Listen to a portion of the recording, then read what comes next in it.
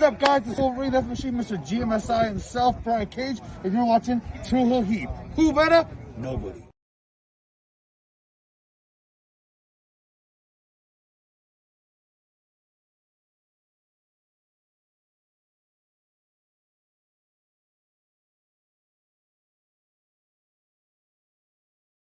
Hey guys, it's Thunder Rosa and welcome to True Hill Heat.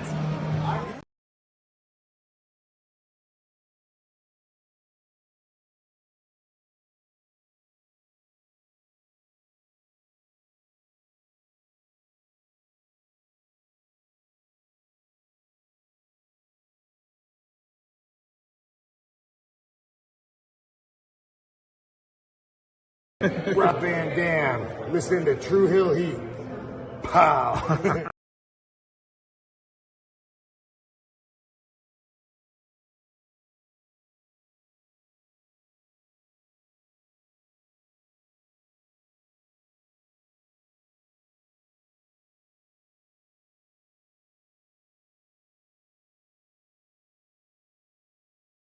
Hey everybody, it's Tony Schiavone of All Elite Wrestling, and this is True Hill Heat, and I said it right, you motherfuckers.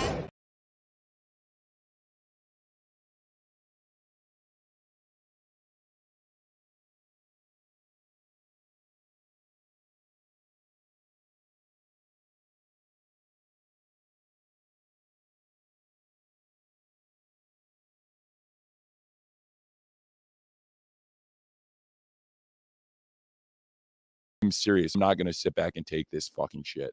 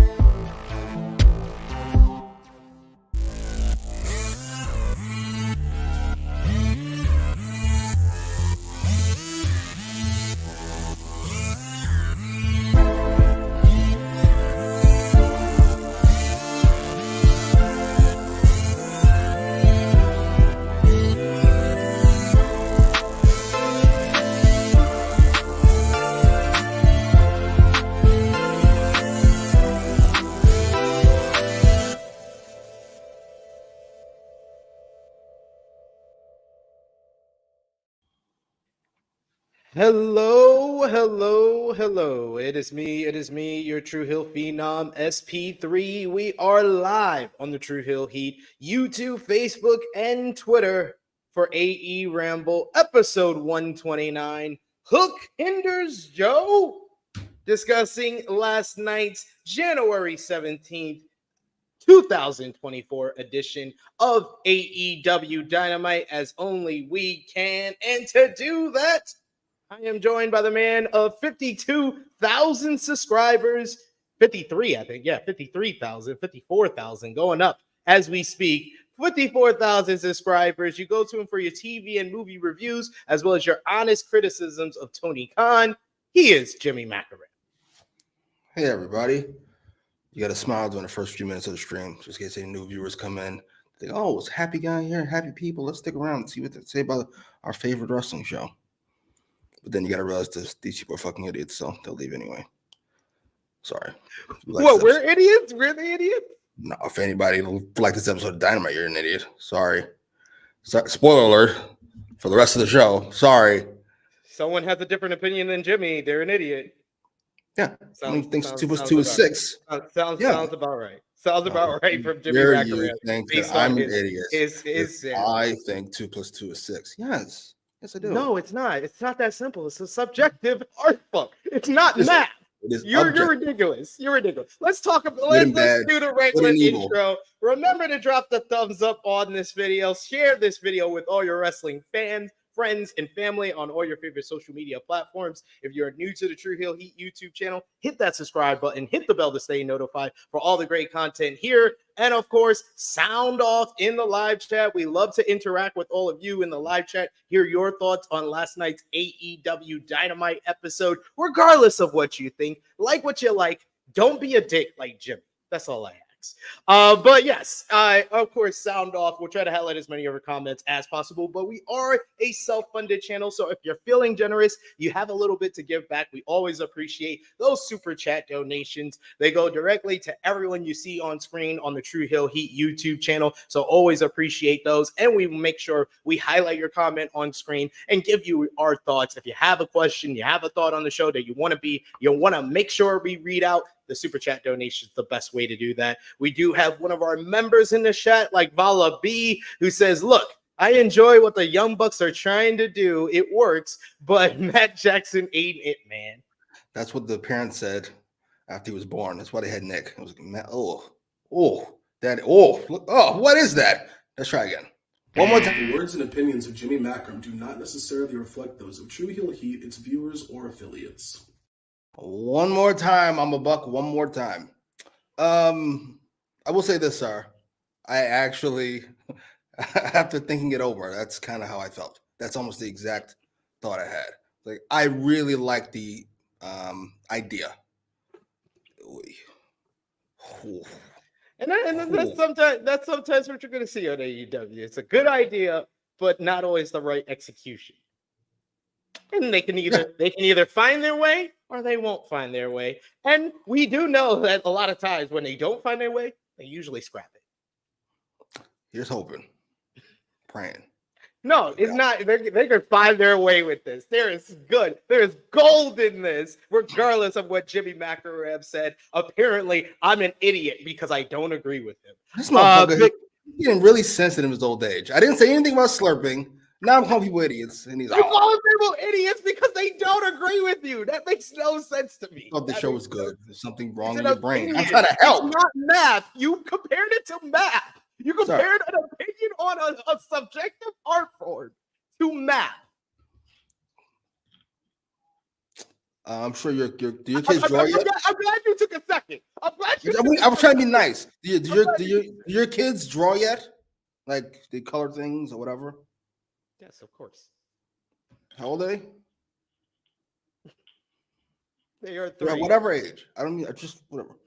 I'm going to take a guess and say objectively their art isn't as good as an actual artist. It's all art, but let's keep it a buck. They're kids. That's how that works. Watching Matt Jackson talk like watching a kid draw. It's like, this isn't any good. But I'll pretend like it is because I like them. Or love them. In your case, I would hope. At least I would hope. Oh, Jesus Christ. We got Pastor Cody also he said, actually, some math is subjective now. This is what happens when you whittle away authority. You give everybody an opinion. You give everybody a fucking podcast. All of a sudden, math, the most objective thing on the planet, is subjective. It is very objective. I don't think we're not doing PEMDAS. We're doing this other goofy ass shit. Come on, man. I didn't think it was possible for anyone to tell me that math was subjective, but here we are. This is YouTube 2024. Welcome. We got King Potato who says Jimmy is cutting a promo on kids being shitty at drawing. This show is off to a great start. He compared Matt Jackson talking to my 3-year-old's drawing, where my 3-year-old just does like this. Does not draw with it. Don't think about it. Do not just fucking do this. Want to see the colors on the page? Yes. Almost exactly. I got an idea. And he fucking draws. Yes. How's that any different than what I said? Follow me saying Jimmy and I having the same take is wild. That's always when I think when me and Romeo agree usually. Usually me and Jimmy are on the same page. But you found, if this is your first time watching AEWramble, this is an example of one of those episodes where we're not gonna agree. We're not gonna agree. Stuff I found entertaining, he found awful. So that's how it is. That's the difference of opinion. We got Power Driver Finisher. He says Jericho off the show. Good idea. Him doing even one promo. Poor execution. There you go. There you go. See, Power Driver Finisher is getting it. He is getting it, y'all. We got our good brother Trey Jones in the chat saying, hey, y'all. We got Kai who says Jimmy channeling Swerve. Oh, yes. The great man's skin's painting on the refrigerator. No, my favorite line from that whole segment is when he comes in. It was like, oh, y'all tacky. Yo, I still remember it. Oh, y'all tacky. It was like a black aunt that came. It was so great. It was so great. We got Jay Jones who says, by order of the Bang Bang Gang. Yes, apparently so. I did like the new theme music. I will say that. I couldn't hear it. No, The they loud. blared it too loud, like it was Jericho's theme song. Certainly. We got Louis says Matthew and Nicholas elevated this show. Louis likes trolling me, so I'm gonna leave him alone. Okie doke. I can remember her face. Nope. I remember you trolling me. I'm not gonna allow it again. All right, let's get in. Or is there any news or any notes? I did. Chrissy Love has been telling me that she's been watching AEWramble, and she does said that she does love that how like the first half hour is like a wild west of topics that we go through because you tend to trail off. But anything you want to talk about in the world of wrestling? I'm giving Collision Raw a pass for their rating. Obviously, playoff football's on. Pretty steady. It stayed in that 400, above 400 range. It was doing 450 before that. Well, it's been like ever since like ever since we've been having regular football games on Saturday. They haven't been doing so well. It's been dropping from the 450. They were at 450 last week was 402, and then this week was 400. Oh, okay. Well then, let's play football. What do you want? Yeah. Football in general. What are you gonna do? It's America's pastime. Baseball died a long time ago. This was their lowest rating since November 25th. So they had the Continental Classic. Continental Classic elevated their whole lot of things on Saturday. Elevated the quality of the football program. I mean, of the wrestling program, quite frankly. And, made football step up their game. It's like WWE. It's been all shit since. And I guess we'll get into Dynamite, but I'm really bothered by the way Dynamite and Raw are laid out. It feels like a variety show. Like it's just once you see your guy, you can tune out. It's over. You're good. I saw Christian or I saw Cody. I can leave now. I'm done. I'll never see them again. Who cares? I hate the way they're laid out, which is why I prefer SmackDown and Collision back in the day. Makes me very sad. Whatever. Collision didn't have like the guys come out. Well, Punk was shown. Yes, the actual star of the show. Yes, that's how that works. Fucking. Oh, question for you. When did Britt stop appearing on TV? Like how long ago? Baker? It was around the time that Cole got injured. Jesus, how long was that? That was in September. Okay, I've decided. I need Orange Cassidy and John Moxley and Chris Jericho to go away for 4 months because a couple days ago, I randomly was like, I miss Britt. I had someone. I don't know if you saw the tweet because you love criticizing me on my tweets, but I said I can't do another one if you'd like. I can criticize a tweet if you want. I've got one. Of course you can. You'll say I'm slurping or something inappropriate. Oh, nothing like that. I just criticize your sootiness. But go ahead. Well, what you do know, I was watching Dynamite last night, and you know what I realized, Jimmy? What? I'm the EVP of True Heat, and I don't like the toxicity and the cancerous behavior that you've been showing on my channel. Right? That's fair enough. The whole mission statement of True Hill Heat was all about positivity to professional wrestling. I don't think you fit in that mold ever since we brought that.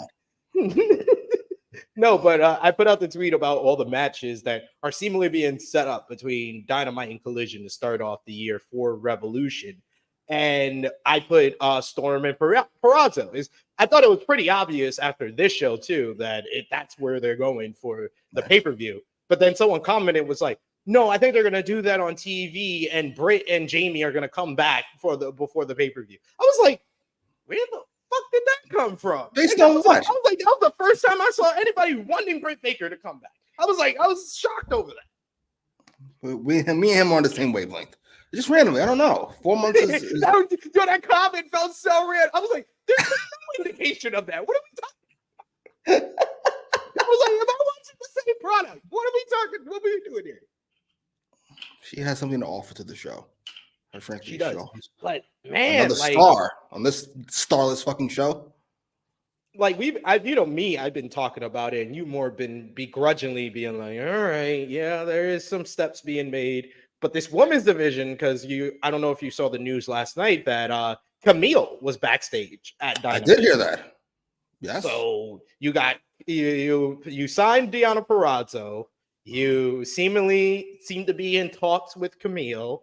You got potentially, if you remember, oh yeah, Thunder Rosa's back. Oh shit, we should probably use her on like that Saturday show or something. I don't know. You have Thunder Rosa back. You got Jamie Hayter's gonna come back this year. You got Britt Baker gonna come back this year. You got Julia Hart and Timeless Toni Storm that are thriving as champions. Chris Statlander's got her old story with Willow and Stokely Hathaway that, regardless of how many minutes, it's like a minute or two they don't devote to it weekly, but it's still so entertaining because of Stokely. I might buy that Willow shirt. I really like Willow shirt. That Willow, I mean, was that the suit one that you're talking about? No, that was not. No, you did tiptoe around that quite nicely. That Brooks has really picked up recently. I don't know what the fuck's going on. Yeah, you do. Stop it. All right. Whatever. I won't get you in trouble. Just pretend what a coinky. What a coinky. Did you see the Blackpool Combat Club t-shirt? Uh-oh. You did not? Did not. Oh man. It's basically the old the Elite did it one time where they did like animals based on the people in the group. So it's like Blackpool Combat Club, and it's like Moxley, and I think he's like a badger, and he's wrapped in barbed wire. And then it's Brian, and he's like a bear, and he's bleeding with the eye patch. And then Claudio is an elephant, and each of them have their own tagline. Like it's Brian is violent by nature, and Claudio is violent by design. And Yuta is like, it's like the same animal as Moxley, but you could tell it's a younger version, and he has the BCC on his chest like when he joined the group, and it says violent by circumstance. That sounds like it could be dope or awful. I gotta see it. I think it's a little bit of both. It feels like a little bit of both. Yeah, I will I'm gonna be on here every Thursday to remind Tony Khan, because I know you're watching. Thunder Rosa is back. Like, you should probably use Thunder Rosa. I don't know. Thunder Rosa's been back for next week makes a month. She's been back, and she has still not had a singles match. That is heinous. One of you idiots, I forget who it was, goddamn shame, said that maybe they're trying to work her back because she just came back from injury. Shut the fuck up. How dare you? Thunder Rosa is a professional. She knows what she's doing. Exactly. The only way you work back is by working. Like doing the reps. There was a person on this show where I was like, okay, this is like the third or fourth time I've seen them this year already. It's only like 2-3 weeks in the year. I was like, oh, they're getting the sky blue. The repertoire. That's what I call it. It's a sky blue repertoire. You give them those reps, they will eventually. It don't matter if you're giving them the reps. And also Queen Amieta, they get her on the sky blue regiment. They get her on the sky blue regiment of let's put her out there. She can lose to everybody, but the more she's out there, she's gonna get better, and the fans will get a connection with her. And last hot take. Are you aware Kobe Bryant never won a championship without Derek Fisher? Now, nobody thinks that Derek Fisher is as important as Kobe Bryant, but there has to be something to that point. And I will say this. I do miss Juice. No disrespect to the rest of the Bang Bang gang.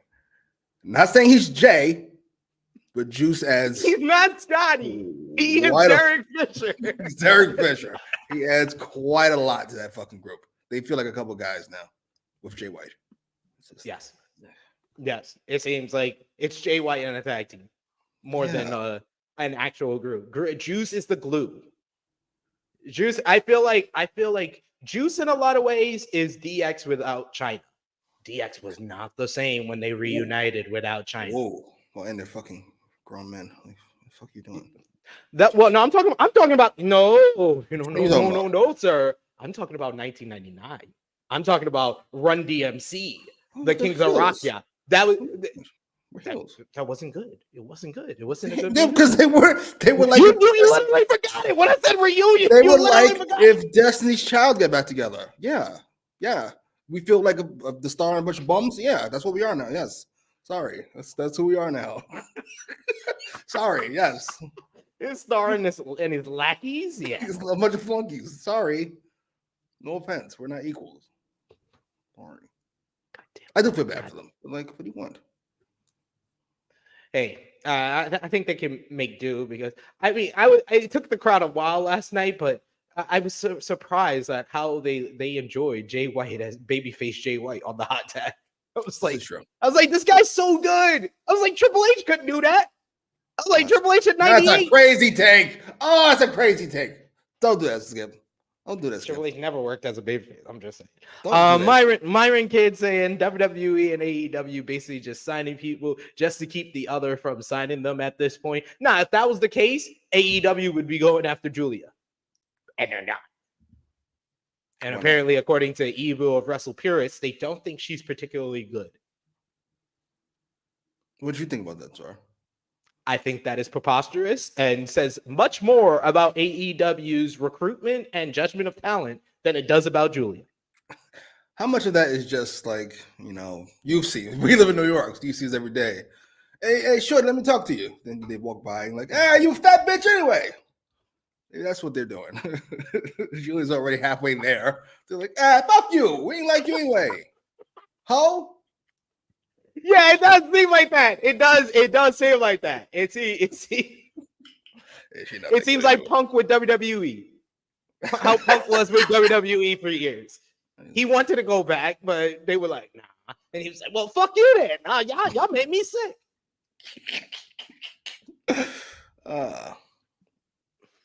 So funny. So good.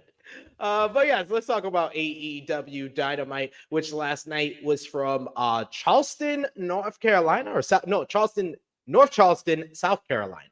Jesus. What did you think about the crowd last night? They were fantastic, and you know it. You knew why, but they were fantastic. It didn't shock me at all. I was like, God damn, the motherfuckers loud. Where they at? The South. Oh, got South in the name. Oh, that's it.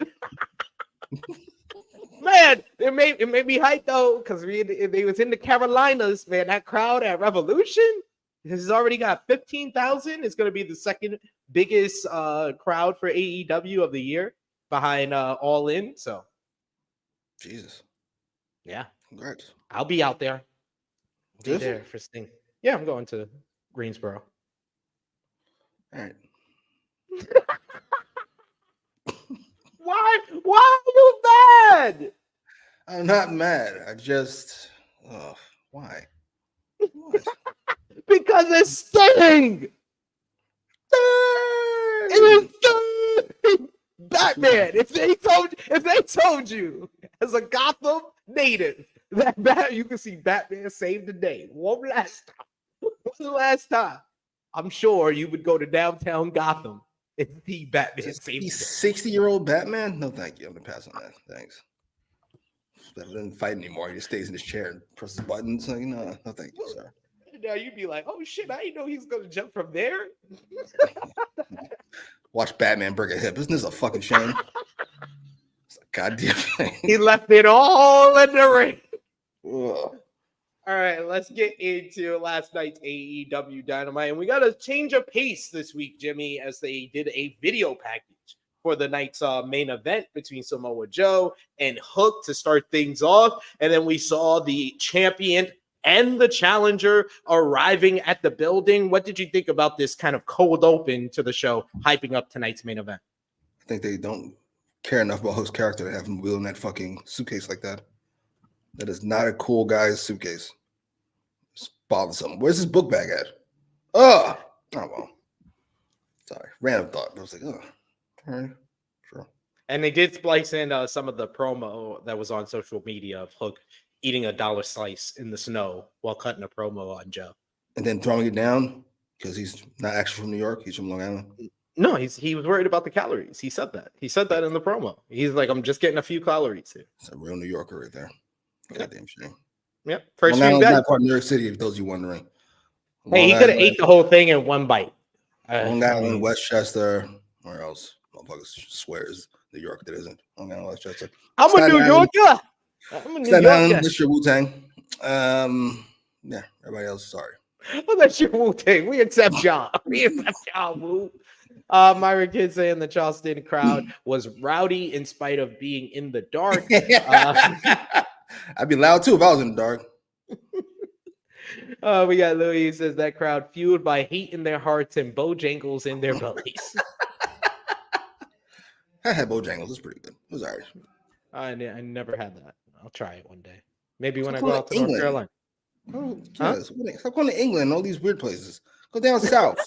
Learn your history, boy. Don't whip me. Don't whip me, uncle.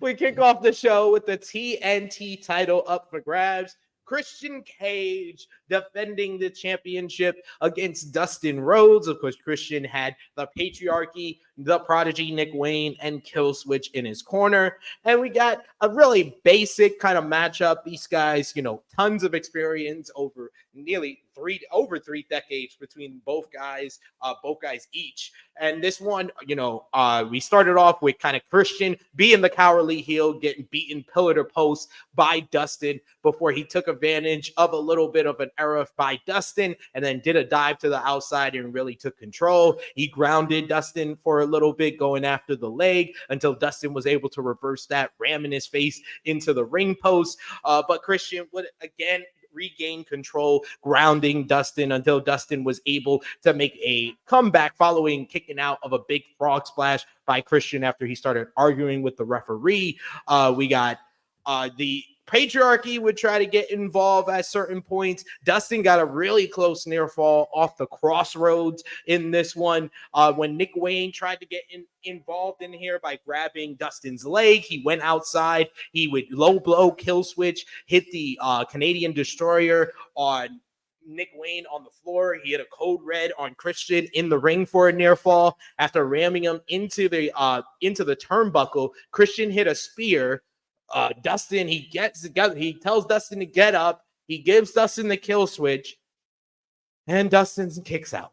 It did get a big response. I put on social media. It didn't get a big reaction. It did get a pop from the crowd there. They were surprised by that one. More surprised than popping, cheering, rallying behind him. More surprised.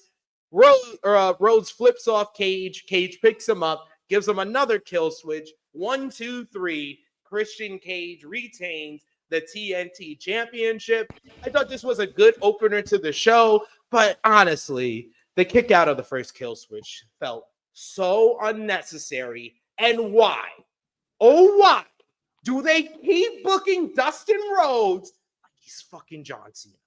Like he's fucking John Cena, and it's 2009 again. Like, yo, first the Swerve match, then that shit, and that's why I put the tweet this morning, because I scrolled down my timeline and everybody's complaining about the kick out in the main event, and I was like, well, no, I actually liked that one. That was set up and executed well. This wasn't even fucking necessary. This wasn't necessary. He should the kill switch. Put him into the fucking spirit. He kicks out. He can have his big moment. Be hooray. Then hit the kill switch and end him. Why does he have to fucking kick out of the kill switch? Especially when you book the main event What the fuck? You're blowing your microphone out, sir. We only caught half of that because you were so loud with your annoyance.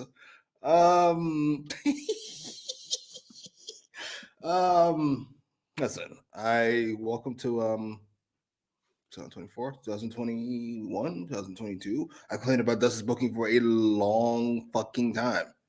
Him and Malachi Black, him and fucking Lance Archer. Why is he having these matches with people where he's their equal? This is insane. And then Christian and Swerve on one leg, by the way. It's fucking egregious. Though we do know that Tony Khan thinks Swerve is 3/5 of a man due to his heritage. Come on, dog. Come on. What? The words and opinions of Jimmy Macram do not necessarily reflect those of True Heel Heat, its viewers, or affiliates. It's the only, it's the only reading Tony Khan did. That was of the Constitution. Shit. One leg, that's 1/2 versus 3/5, the even match. What? I love that. Don't get mad at me. He's the racist. You mad at me? That's wild. Wait. If you hate somebody who's black, but then that same black guy hates black women, is that racism? Pastor Cody, do your math. Is that racism? We agree. You trying to put together a math equation? Like what the? Pastor Cody, is that subjective math? Anyway, that's not the point. This match was fine. It was fine. I know a lot of you thought it was really good. I thought it was good. I don't give extra points for as you know, I don't give points for being old. Like that's what do you want me to do? Like he moves great for a 50-year-old. Does he move great? Period. No? Okay. Then sorry. Then it's not very good. Listen, Dustin's fine. His love of Canadian shores aside, he's really good at selling. He's got a great punch. This was fine. It's a waste of Christian. I don't care what anybody says. It's a waste. It is a fucking waste. I don't think it was a waste because he got to cut the promo on Collision to set this up where he mentioned that Dustin has a dead dad. And why can't we just do that and move on? And he's not the legend that his dad. No, you had to do the match afterwards so he can beat him and prove his point. And then have him kick out of the kill switch? That is egregious. No. Don't get me started. Why? Why? That totally took me. I was like, this match has been a lot better than I thought it would be. I was like, this is a good match. And then he kicked out of the kill switch. I was like, this totally took me out of this fucking match. I don't care. I thought the people were silent because I was shocked. I was silent. Buzzing in his head. Yeah, it was like but I felt like I was echo.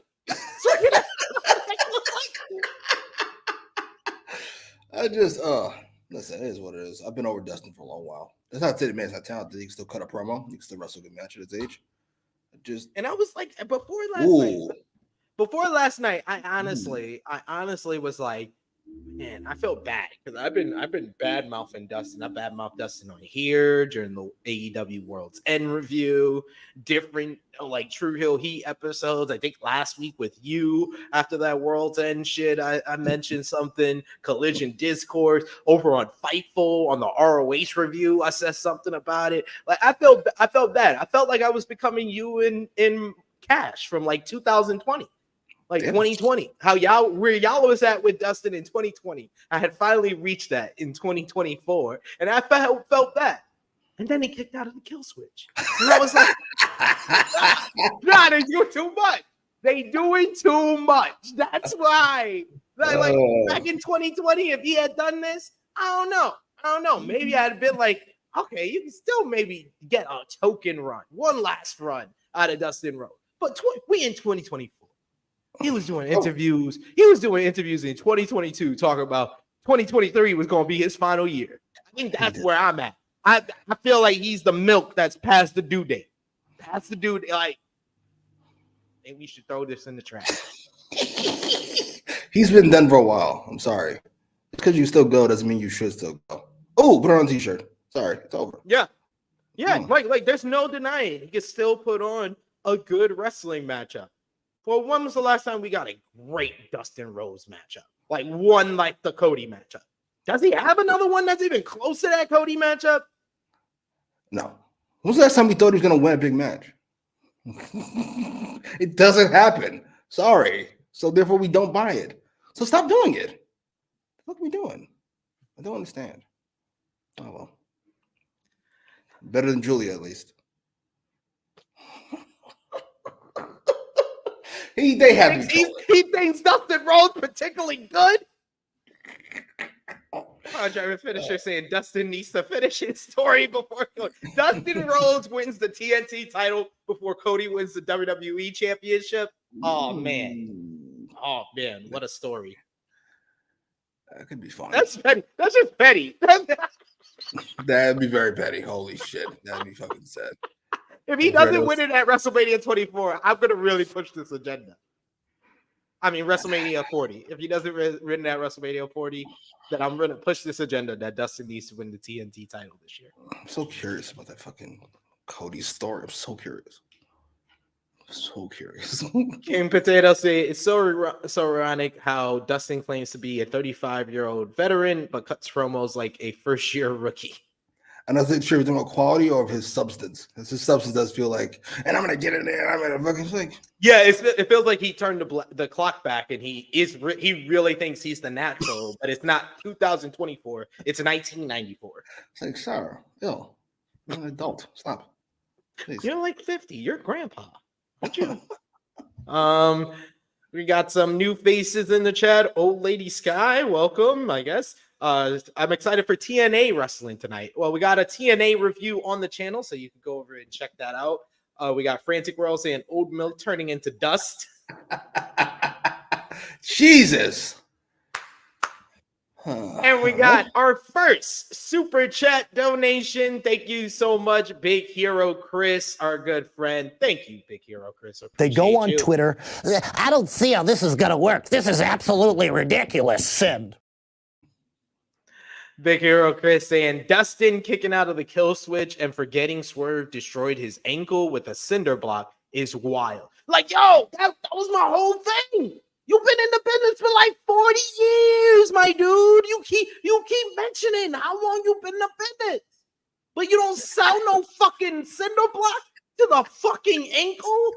You thought that you thought that you could take some time off from selling your cinder block. A cinder block destroying your ankle to do a Canadian destroyer. The fuck are you doing? Sorry, that's egregious, and it can't be forgiven. That's a question, if I remember correctly. I do want to shit on Dustin about things that I care about. Was Dustin one of the people saying to end tribalism in wrestling? Was that him? Yes. And he was also the one that when people were complaining about his World's End matchup, he told fans to shut the fuck up. I love that. That is a man who's completely lost touch with reality. I am not mad at it, sir. He's just gone. What? Get the fuck over it and stop tribalism. Even though my boss is losing his fucking mind on Twitter right now. Sorry, that's not how that works. You're wrong, and he's wrong. But you're especially wrong. I can tell you to shut the fuck up. Why don't you leave? Why don't you leave Twitter, sir? Why don't you stop Googling your name? It's not with you. Whatever. We got Big Man Does that says Dustin is the Benjamin Button of wrestling. He's about to go to wrestling school. He should, though. That's what he should be doing now. He really should. And whatever the AEW's NXT is, he should be doing that. He should be running that. And we got another super chat donation from, of course, Will Chisholm. Thank you so much, Will. We always appreciate you. So does Stoke.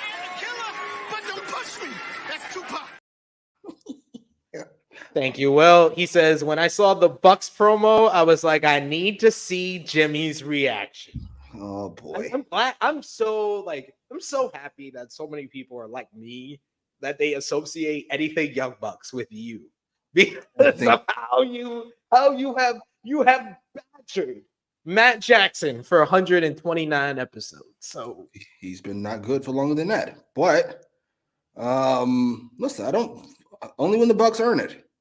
Good Lord, they went for it last night. Even Nick couldn't save it. Oh my God. Nicholas and Matthew said, "What the fuck are we doing?" Great. The first line, I said, "What the fuck are we doing?" This is the best thing ever after that first line.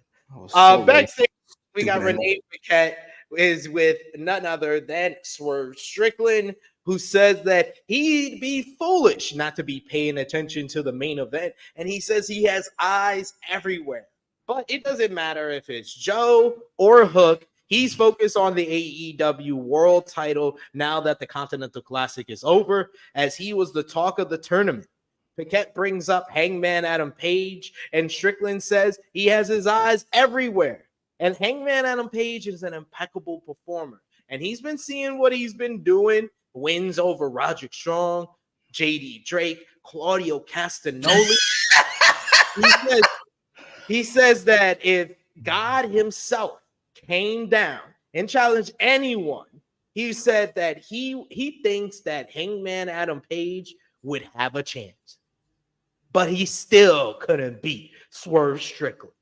He has nothing to prove against Page. He's beaten him twice, and he doesn't have a reason to beat him again. Whose house? Swerve's house. What did you think about this promo here? Fine, but worthless, if that makes sense. Like, it's fine. In a vacuum, it's fine. They gave us no information. I don't know how we fix this issue, but so I really like the promo from last week, but if you're gonna do it this week, you don't need it last week. It's just, I'm sorry, it's just worthless. Like Swerve, more than he likes black women at least. But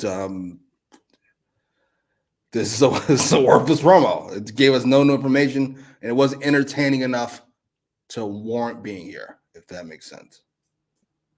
I understand.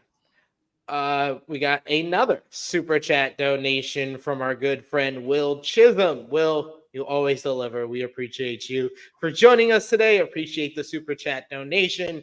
Tony Khan, this is also on you, because you can stop this. What? Kylie Ray needs a shave. Whoa. I'm done. Oh, God. Jesus. The words and opinions of Jimmy Macram do not necessarily reflect those of True Heel Heat, its viewers, or affiliates. And Tony Khan was like, listen, I got a TV deal to keep. I'm going to need you to sign this and get the fuck out. The words and opinions of Jimmy Macram do not necessarily reflect those of True Heel Heat, its viewers, or affiliates. Tony Khan's like, I'm going to get to the bottom of this, I swear. Nigga, known about this for fucking years. You fucking bulb. Shut up. Stinks. The words and opinions of Jimmy Macram do not necessarily reflect those of True Heel Heat, its viewers, or affiliates. Sorry. You know, are you gonna do the press conference? They can clip any part of this. So I just want to make sure that any part they clip, it will have that. Will Chisholm saying, everybody listen to SP3. He said Naomi was going to drop that title, and she did. That report on AEW thinks Julia was not good. That was crazy. Yeah. That is where you're fucking short set. Let's say I'm right. And fucking, first of all, congratulations on Naomi. I don't think I like her coming back, but I don't think she's gonna be as big as she was for TNA and WWE. but they definitely should. What? Sorry. No, she's not. That's not going to be on the table, sir. No, they didn't even think about it. They didn't even consider it for half a second. No. It was like, we'll pay you more. Right? Yeah, that's what you want. Like, but, no. Win the Rumble, like, huh? Should be a babyface. So, should be on Raw, you think? SmackDown. They don't need her on SmackDown. I guess fucking Bianca needs some backup. Jimmy's on SmackDown. What? What does That's that do with anything? Who cares? They keep the couples together. Oh, Triple H, woke Triple H. Enough of you. Where's Vince? Oh, split them up on purpose. Vince was an asshole. I was gonna say, yeah. Listen, she'll be like, I don't know, a better used Mia Yim, maybe. That's about it. Damn! And you know what's crazy is that Mia Yim had the same trajectory of have a stop in TNA and then go back to WWE. And you're around. You're doing shit. We remember that you're here. You're not Thunder Rosa. We remember that you're here, but You're not going to be the star of the show. I'm sorry. We have quite a few of those. We got fucking Bianca and Io and Bailey. Like, we got it. Sorry. Man, that's fucked up. Yeah, I thought the same thing. I was like, poor Mia. Why did Mia? I like Miriam. She had a really good match a couple weeks ago. She's super talented. With Io, right? yeah. She's very attractive. She's talented. But, like, are we pretending like she's not being used like the mid-card person? Yeah. Mid-buck. Yeah. She's the veteran who they'll give a couple of spots to. She's not like, it's not like the same as how like Zoe Stark getting an opportunity at the title was viewed. She felt like a rising star who they're testing out in this position. Mia felt like she'll probably be back here in another year or two. Yeah. She's talented, but yeah. Sorry. Not Bianca. It does sound like criticism and a stray though. We went backstage. Yeah, if that's the question. Yes, I would push me. Yeah. Yes. Not over Io or Bailey or Bianca, but I would push you. Certainly. Io and Bailey and Bianca. Yeah, that was a lot of names. We go backstage to Renee Paquette, who is backstage with none other than Chris Jericho, asking where he and Sammy Guevara will go after losing their tag team title street fight at Battle of the Belts. Jericho said they only lost because of Konosuke Takeshita and Powerhouse Hobbs getting involved from the Don Callis family. Jericho said his win over Takeshita a month ago in Japan doesn't mean as much as it used to. Now he will seek and destroy Takeshita. Matt Sidell then randomly walks into the frame and he says that this isn't the Chris Jericho he knows. Jericho needs to get in there with someone who has beat him in the past, like himself. Jericho says that Matt Sidell is really born to do this. They can fight on Rampage this Friday. And this was kind of awkward. What the fuck was that?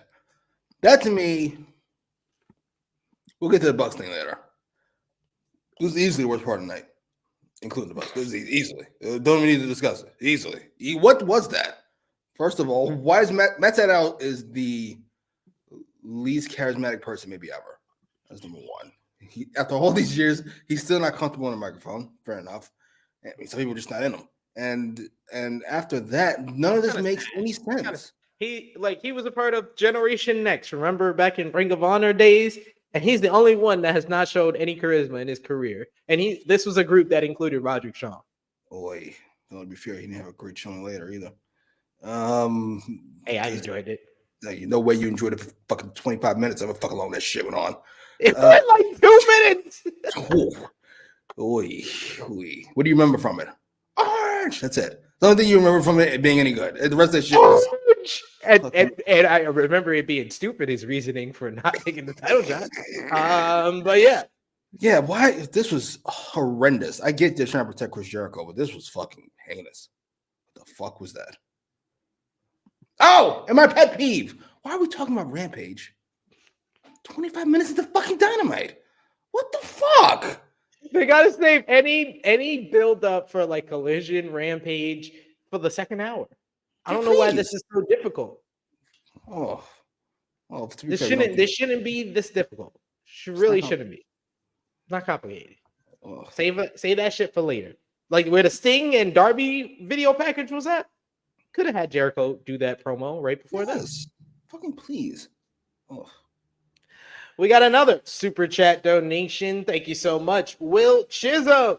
Will is always delivering for us. We appreciate you, so you better listen up. Listen up, you prick. So Jericho talks to himself in the bathroom before he heads out. He don't have any blue pills left, so he's like, hey, listen up. The words and opinions of Jimmy Macram do not necessarily reflect those of True Heel Heat, its viewers, or affiliates. Then when he comes out in this towel, she's already snuck out. Shit, no! The words and opinions of Jimmy Macram do not necessarily reflect those of True Heel Heat, its viewers, or affiliates. I'm sorry, it's fucking creepy. It is. It's not. He is not guilty of a crime, but it is gross. Is it not? Will Chisholm says, I love how Tony Khan is like, Vince don't care what the fans want. I'm going to keep Jericho on TV. The slave states will love him. That's very much true. Absolutely. Turning us back to God knows how long. He needs to get off Twitter. Jesus Christ. You can't just get like one disclaimer. You have to get multiples at a time, it seems, on this episode. You're being right. Fair enough. 8, 7. We're at 7 already. Wow, Jimmy. All right. We got Game Potato says, laugh my fucking ass off. Jimmy, dog, what the fuck is wrong with you? These are just thoughts that pop into my head. Sorry.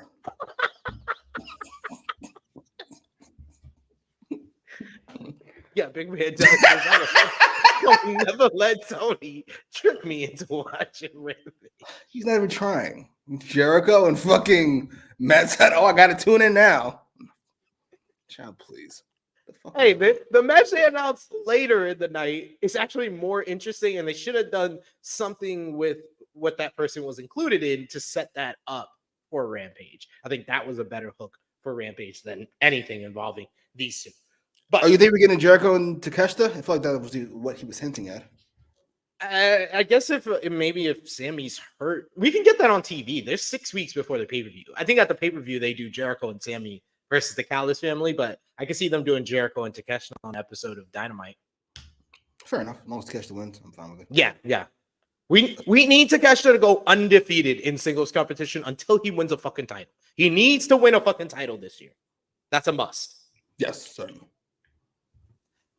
We got next a tag team action and a unscheduled matchup for the show. AEW International Champion Orange Cassidy teaming up with the best friends Trent Beretta with Chuck Taylor back from injury in their corner to face Penta El Zero Mero and Commander, the Lucha Cousins, who had the Lucha Bro Ray Phoenix back from injury in their corner along with Alex Abrahantes. And this was more of like an all-action sprint. We got some good matchups, with Orange and Penta, who always show good chemistry together. But this kind of was a inconsequential type of matchup that literally was just a background for what would happen in the post-match. It was a good matchup if you take it in a vacuum, but not a real lot of purpose to it, for sure. But Orange Cassidy and Trent Beretta picking up the win with the orange punch into the crunchy on Commander.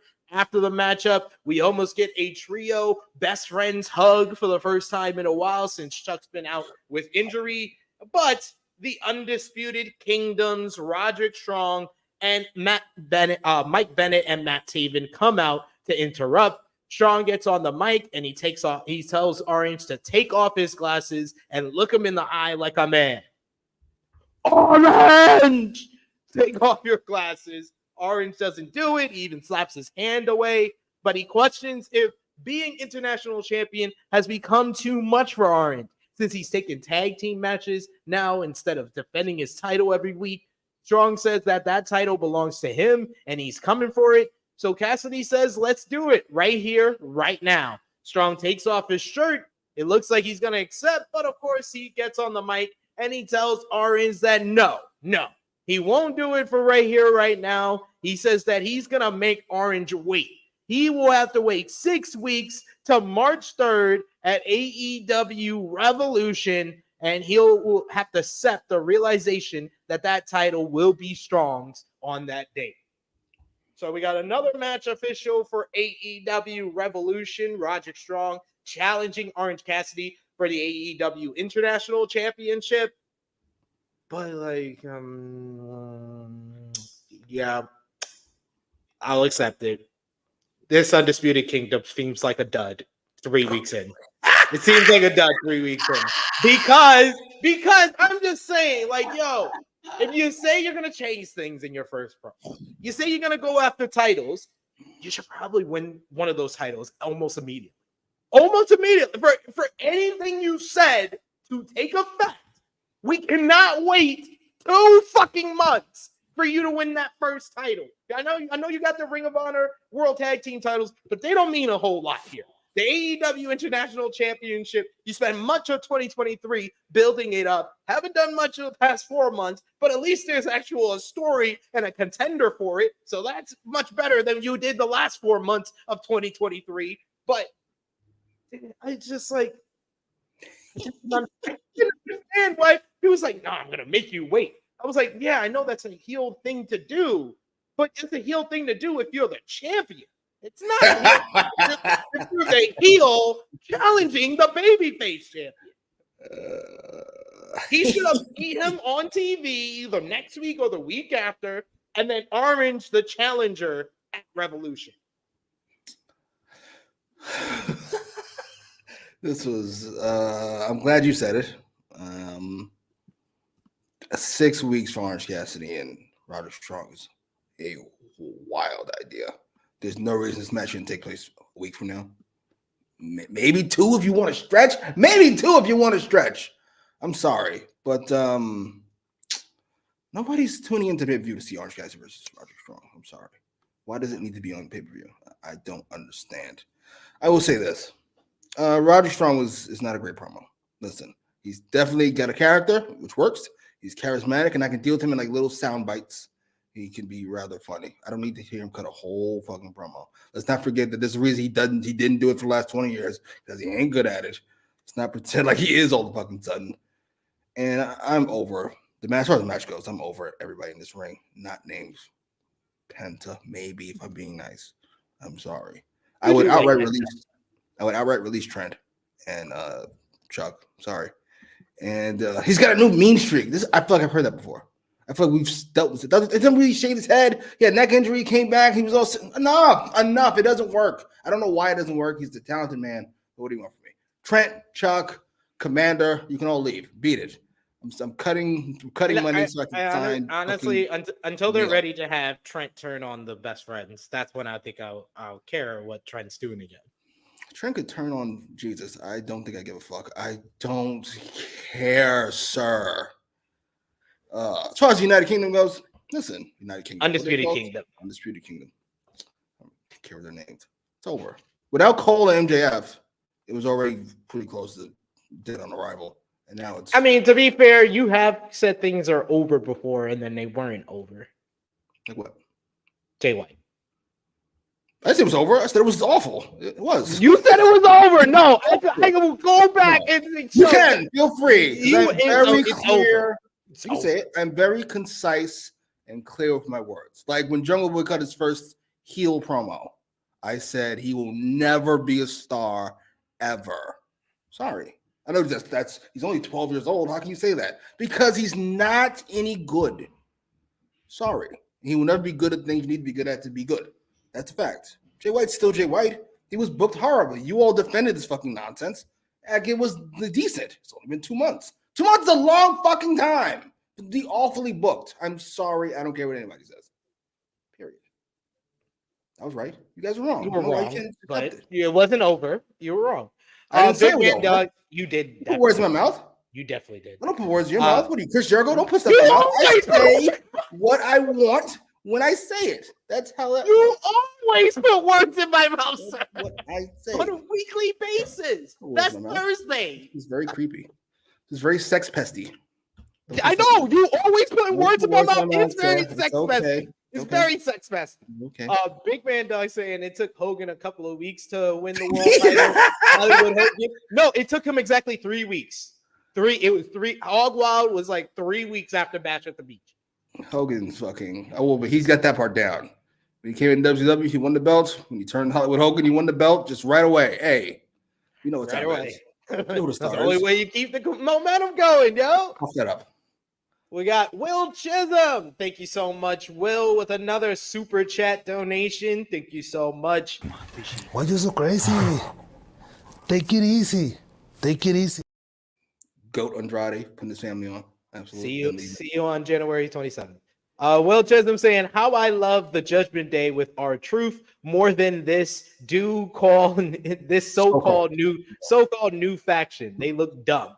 Yeah, I mean, Judgment Day with R-Truth is entertaining, and there's a story going on. There's no story here. It's still like the introduction. It's like 3 weeks of introduction. Sometimes you can go from serious to dumb, like Judgment Day did. They went from serious to dumb to even dumber now for our truth, and it can be entertaining. You cannot go from dumb to serious. We're never going to take the Undisputed Kingdom seriously, ever. We have seen them motherfuckers play with giraffes. Why am I going to take you seriously? Ever. Sorry, it's over. It's been over. It's been over. Mowing the lawn. What the fuck are we doing? It's done. We got in the chat West Indian. Can you say that last word? I don't want to botch it. I think you can say it better. Bacchanalian. All right, there we go. West WIB saying thank you so much for the super chat donation. We appreciate the support as always. So does thank you. Fuck you. Bye.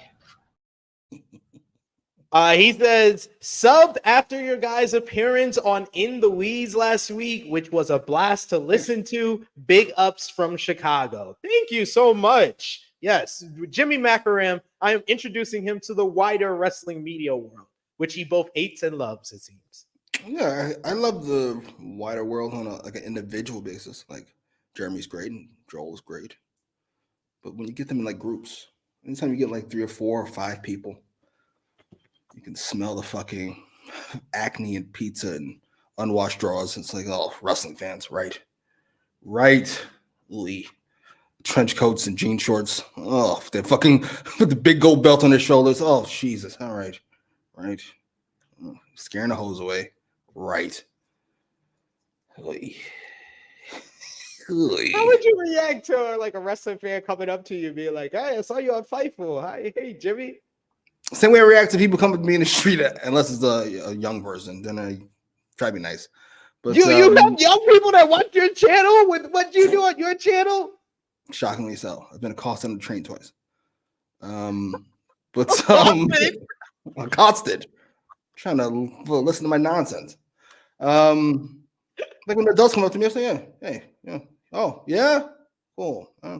Did I tell you in Chicago that I had somebody that came up to me that knew me from your channel? Really? And then like knew me from your channel first. She told me the whole story. She was like, yeah, I saw you and Jimmy are reviewing one of these shows, like Power or something, and then I saw you do wrestling, and she was at the All Out event. So she's like, she's been a fan. I'm glad you had that part. I was gonna ask if she's hot, but wrestling fan. The words and opinions of Jimmy Macram do not necessarily reflect those of True Heel Heat, its viewers, or affiliates. I'm joking. I've met hot wrestling fans before. I'm joking. We can't think of one story. One nice little story. Nice story. Person probably watching this show. They're like, oh, I'm joking. Oh, there goes Annika. Hey, welcome back. I'm joking. I'm joking.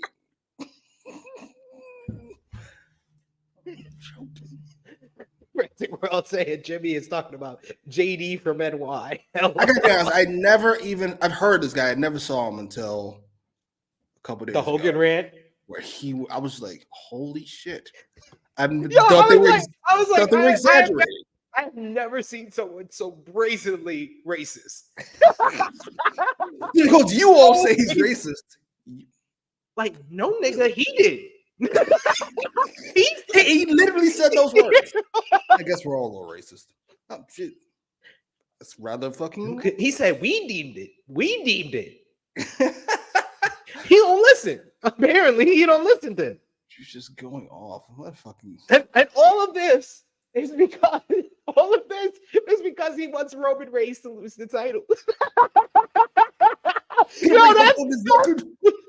That's like no one's mentioning that. No one's mentioning that he went all the way down this rabbit hole and found himself being deemed the fucking scum of wrestling media and wrestling fans, and his community that loves him is the same as him and scummy. He demeaned so many people and himself because he really wants Cody Rhodes to beat Roman Reigns at WrestleMania 40. I'm sorry. And mind you, that opinion represents like the hardcore wrestling fans that are criticizing him for siding with Hulk Hogan. That's what makes it so funny. It's all the reaction to it. We would be here without Hulk Hogan. Well, that's objectively not true. He made the WWE what it is, not wrestling. That's not quite how that works. But all right, sure. Jesus. I don't want to sound like listen, Hulk deserves to be shat on. I don't care how many women he saves from fucking car crashes. He deserves to be shat on. But, I mean, listen, he's an objectively impossibly important figure in wrestling. He's probably, outside of Vince, the most important figure in wrestling ever. But doesn't make him not a racist. Not quite how that works. That's not quite how that works, sir. And I think that's totally fine if people's opinions have changed about him due to his words and actions. Like it's not this unbelievable thing that you should be yelling into a camera about. I'm yelling into a camera because Dustin Rhodes kicked out of the fucking kill switch last night. That is something worth yelling about, not siding with Hulk Hogan and getting mad at wrestling fans because he deemed himself a racist. At least Hulk is fucking self-aware. What's wrong with you, motherfucker? You're not. A big man Doug says, is Jimmy going to CM Punk Fightful? No, keep it clean. I'll keep it all the way clean. By the way, I rewatched that press conference, the all-out press conference. From Punk. I listen, I love Austin. I love Heyman. I love Rock. CM Punk might be the greatest talker in wrestling history. All that shit off the cuff is one of the greatest I've ever fucking heard. And yeah, he should have got suspended then. But it's one of the greatest fucking things I've ever heard. Holy shit. I wish that like who could we like put in? Like, you know how, because I've been watching Jessica Jones. And I'm going off here. Jessica Jones season 1, which is one of the best Marvel seasons ever, like right up there with Daredevil season 1 and Daredevil season 3, those are the top 3. But the reason I bring that up is because I'm watching it and I'm watching the whole Kilgrave character, and I'm like, he is basically just multiverse Professor Xavier. The mind control. It's like if Professor Xavier had like a different type of swagger to him and was selfish and was like the worst person ever, it would be Kilgrave. And we need like an Earth 2 multiverse Tony Khan who has like the swagger and the brazenness of Vince McMahon. Like we need, because if he had the swagger and the brazenness of Vince McMahon, like if he had the energy that he has on Twitter in that press conference, when CM Punk walked out, I would have whispered to CM Punk, you're suspended. And then when he walked out, I would have been like, so CM Punk has just been suspended for his words that he just said. Yeah, so we're gonna strip him of the AEW World Championship. And you know what we'd be doing right now? We'd be talking about the great feud that Punk and Omega have been having. Yes, we would. We probably would be. No, we would still be talking about CM FTR versus the Elite at All in front of 81,000 at Wembley. Goddamn shame. Goddamn shame. And talking about how great that CM Punk MJF match was at Full Gear. Oh, it hurts my head. I'm sorry. Hey, on the other, like I always, because I don't know if you want to be a part of this series, but I'll make an announcement. We've got a new series coming out. It's called WIPW, What If Pro Wrestling. Basically, the Marvel What If series. We're doing it for pro wrestling.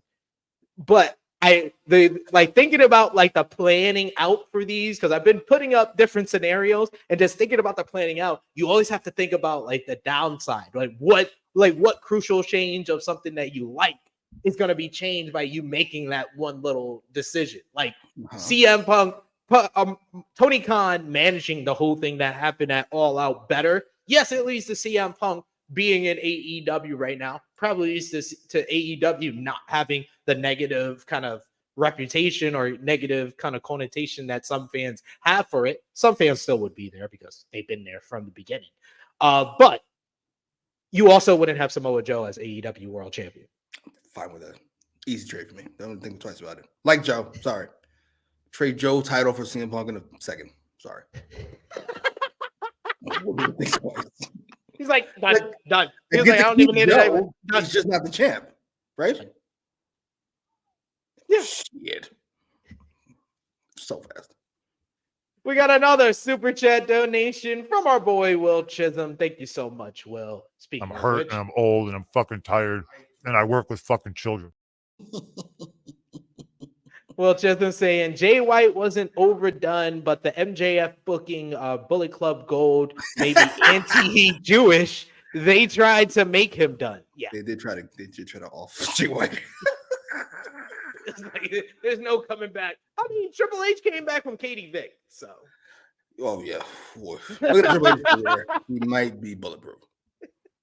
Him and Shawn Michaels are bulletproof. He came back. Actually, no, Shawn Michaels is at the top. Shawn Michaels is the most bulletproof wrestler ever. Yeah, Shawn Michaels did some wild shit in the 90s. Jesus Christ. He should be dead a few times over at this point. Yeah.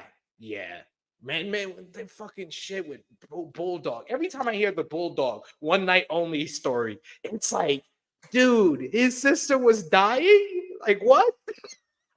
Like, I was 9 at the time. I did not know any of this. I was just confused. I was like, why did Shawn Michaels win the Europe? I remember being 9 and being like, why did Shawn Michaels win the European title? Like, it's so that's weird. That's weird. In England? Like, don't Bulldog always win in England? Like, what? Yeah. Jay White's fine. We got Power Driver Finisher saying Daredevil and Punisher. It's just like Punisher both seasons. It's like missing something. It is so weird. Season 1's great. Season 2 is good. Season 1 is great. It just drags in the beginning. Like, we've been here. We did this in Daredevil season 2. Why are we doing the same? Why are we retelling the story that we just told in Daredevil season 2?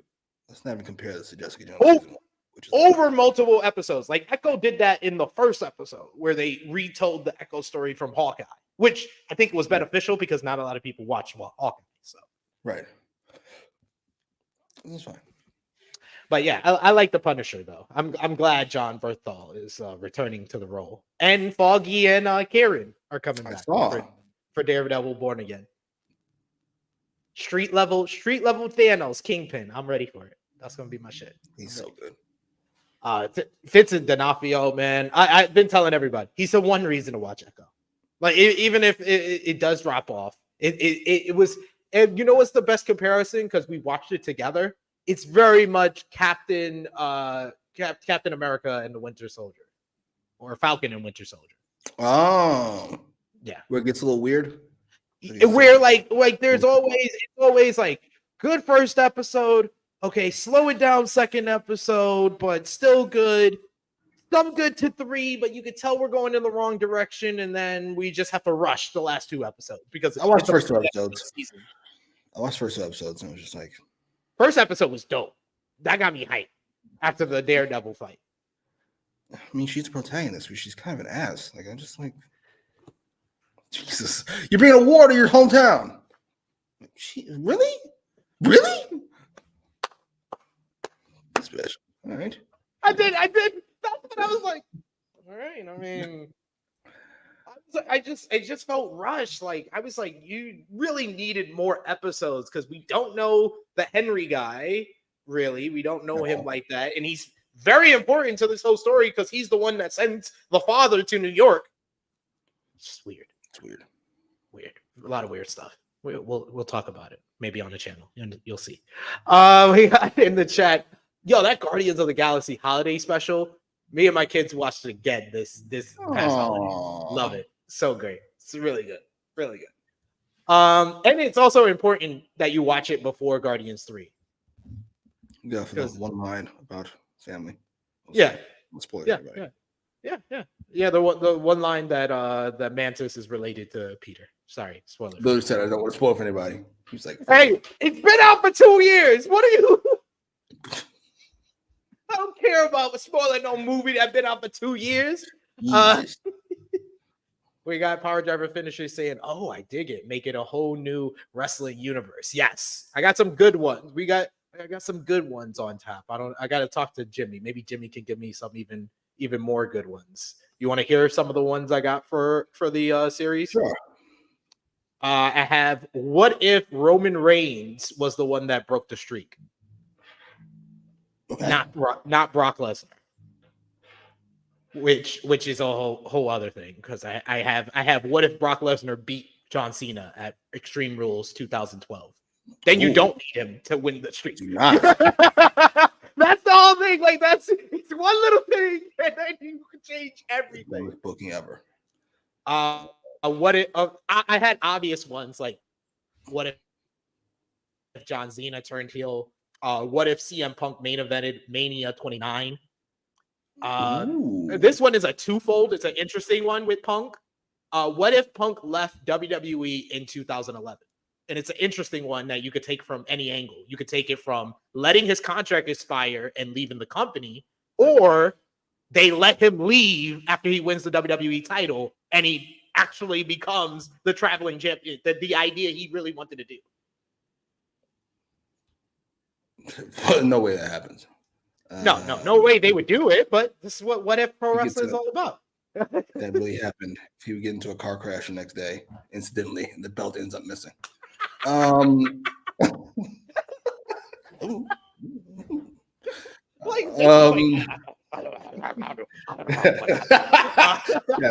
15 years later, Vince is significantly more powerful in the world than he is in 97. I got ways to take care of this shit. Obvious ones, like what if Daniel Bryan won the 2014 Rumble? What if Santana and Ortiz won the AEW World Tag Team titles? What if AJ Styles and the Good Brothers jumped to AEW in 2019? Ooh, that's a good one. Yeah, so just a few of them. You can leave some comments in the comments down below when the video is up, and you can give us some more ideas for that. But that's a new idea that we're coming out with. Trey Jones, this is incorrect. Luke Cage season 1, episodes 1 through 7 are great. Once Cottonmouth dies, it goes off a fucking that's my next one to watch, and I'm dreading it. After I'm done with Jessica Jones season 1, I was gonna watch Luke Cage season 1, but I keep thinking about it. I'm like, I don't really want to watch after episode 7. Once we go into Diamondback, it's shocking. It's a different show, really. It becomes too cartoony. Oh my god! He's so over the top. I gotta be honest. I did enjoy him a little bit. It's just the show's not very good. Yeah, I mean, season 2, there was some good stuff in there too, but it was not as good as season 1. Yes, there's some very good stuff in season 2. It just happens over and over again. Stokes. Mariah Stokes. Bushmaster was good. I like Bushmaster. I remember that much.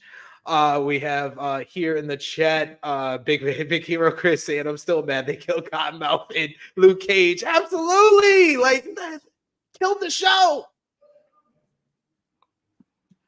We got another super chat donation from our good friend Will Chisholm. Thank you so much, Will. Always appreciate you, good sir. He wants me to work with pricks constantly. That's what it is.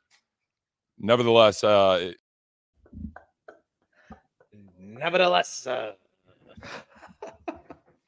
love it. Love it every single time. Every single time. Pops me. We got Power Driver Finisher saying, what if you don't read it? What'd it say? Oh, my bad. I thought I read it.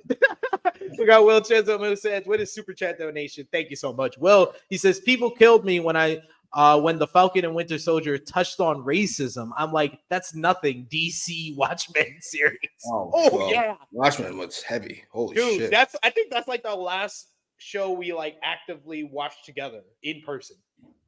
It might be. I still remember that flashback episode. Oh my god. We kept getting it wrong because we thought they're not going there. And they certainly did. So we did for 8 or 9 episodes. Jesus. Like, this is pretty long. Okay. All right. Shit. We got Trey Jones that says, what if AJ never left TNA? Okay. We got Frantic World that says, what if AAA and CMLL work together? I mean, that's the Bloods and the Crips. Cool. We got Big Man Dogs that says, what if WCW station didn't hate them? Oh, that's a very good one. That could have changed a lot of things, a lot of points. Holy shit. Power Driver finisher saying, "What if Wardlow challenged for the title?" No, that the big what if with Wardlow is what if MJF's contract dispute happened after Double or Nothing? Now this. That's what killed it. I'm just saying. That's what killed it. We got WrestleScope saying, "What if WrestleMania 1 failed?" That's an interesting one. Some good ones. Keep coming on those while we talk about the rest of this episode. Up next, we go backstage to Jimmy's best part of the show. Man, Adam Page is backstage for an interview, and he's also talking about the AEW World Championship. He says that you won't find another soul on this planet that needs the AEW World title as much as he does. In 2024, he will make that title his and will keep it that way as long as he can. The cat brings up Swerve Strickland and saying that how Hangman can't beat him. And he says that, oh, yeah, Swerve thinks about me all the time. Well, I don't think about Swerve at all. He was like that boyfriend that's like, I don't think about that girl anymore at all. And he starts crying. He's like, I think about Wendy all the time. As he's not the world champion, he says, yes, I can't beat Swerve, but that's a good thing because you're not the world champion. Samoa Joe is, and God be with Hook if he's the champion by the end of the night. But whoever walks out, he's coming for them. What did you think about this promo here? It's all over the place. I don't even know if it's all over the place, but he's all over the place as a fucking. And no, that's not a character trait. Being all over the place is just a trait of bad writing. 2 weeks ago, he was worried about ruining Swerve's life. Now he's all about the world title. Whatever. Enough. Promo was fine in the vacuum, but wrestling doesn't happen in the vacuum. So outside of the vacuum, yeah, much like Swerve's, I got all the information I need already last week. You could both want the belt. Okay, I'm with you. I heard you. A week ago. Great. Can we not do it again? Do we have nothing else? People on a flight, are they all still in Saudi Arabia? Why are we wasting time with promos we heard last week? I'm still very confused. We got Kai who says, Rick Rude looking ass Hangman. Oh, yeah, that mustache is atrocious. I love it. He does look like a Magnum TA. He's trying to pull off Magnum TA. He does. I love it so much. I love this. What if social media existed in the 90s? Holy shit. Oh my God. All these pictures of Michael Jordan in the casino. Leave him alone. The greatest ever. Let me do my thing. Shawn Michaels doing coke at a party. Yeah. We probably Michaels doesn't make it. Michaels definitely doesn't make it. So. He's not running NXT nowadays if that happens. Frantic Brown saying this was good, but Swerve had a better promo, and SRS is going to drop some news on an upcoming ROH pay-per-view. If it's not at the Hammerstein, I don't even care, Frantic World. Yes. Next, we get a very special moment because January 17, 2023 was, of course, the day that Jay Briscoe passed away. So we have Mark Briscoe coming out here, 1 year anniversary since losing his brother. And Mark says that he's out here tonight to represent the baddest tag team on the planet, them boys, the Briscoe brothers. He says, tragically, 1 year ago, Jay Briscoe passed away. And he talked about how his nieces were also in the car with Jay. And about how his nieces, the doctor said that they never walk again. And then just then, his nieces walk out with their older brother. The family is all there with Mark. A very emotional moment, a huge pop by the crowd in attendance. He says that God is on the throne, and as they won't stop because they can't stop, Mark thanks everyone from the bottom of their hearts and hugs the kids as we get this really incredible moment for the Briscoe family. And that's the one thing I will say that AEW has done very, very well. Just whenever there's a tragedy and they lose someone, they pay honor to them in the best way possible. This was a nice little 1 year anniversary tribute. And then they followed up with the fantastic tribute video from last year for Jay Briscoe. I know you don't like talking about emotional moments too much, so any quick thoughts on this segment? No, it was very sweet. It was very well done. And I'll stop there before I get myself in trouble. Thank you. I appreciate you for that. It helped. Hey, all I know is that Mark Briscoe, man, after the Continental Classic, I want to see this man win some gold, some AEW title in 2024. I wouldn't mind it. I would love to see it. Yes. We got next up, though. You go from that incredibly emotional segment to what's going to happen next. But before we do that, we do have another Super Chat donation from our good friend Will Chisholm. Thank you so much, Will. As always, sir, we appreciate you. You fucking mark! Oh, I miss you, Jeff. Heal me, Well, Jeff. as what if Swerve respect dark-skinned black women? Oh, shit. If he did, I'd be more of a fan. I stuck up for Swerve when he had all those fucking light-skinned broads for his entrance and Hispanic women for his entrance. You know, they were like, oh, well, he ain't got no black one up there. I was like, y'all always complaining about bullshit. You know what's going on. Leave that man alone. Then Swerve fucking opened his mouth. Made me look fucking idiot. Damn it! You were supposed to be the one. We got Annika who says, "Them boys, Mark better win a ROH title or the international title this year." We got Trey Jones who says, "Reach for the sky, boy."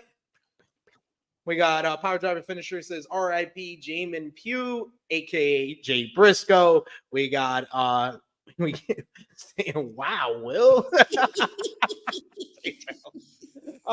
We got another super chat donation from our good friend Will Chisholm. Thank you so much, Will, as always, and we'll give you our favorite. I'm serious. I'm not going to sit back and take this fucking shit.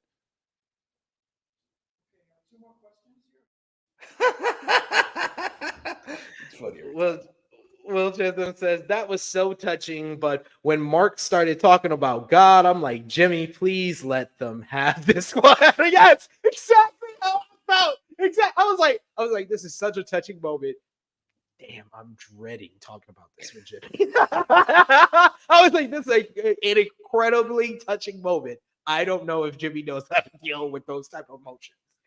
No, I mean, I just listen. If you're dealing with emotional things, and people can be emotional, and they think emotionally instead of rationally, it's like when a baby falls out of the sky and he lands on the grass unharmed.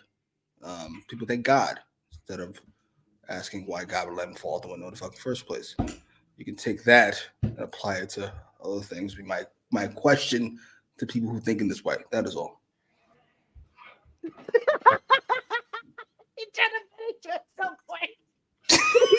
I feel this way, and I'm trying to make every particular word specific. I'm just saying. My mom had cancer. She had cured, and all these idiots. So thank God she's fixed. I'm like, cancer is not a fucking. Cancer is not a fucking. It's like a dog. It's like, thank God she's fixed. What? I'm just sorry. I'm just so bothered sitting in this room. We all thank God mom doesn't have cancer anymore. Instead of my question would be, fuck we do that in the first place? It's got an asshole. So you think shit is hilarious? Let's give her cancer. Comment, baby. I was wondering why I say Jimmy on the roof dropping babies.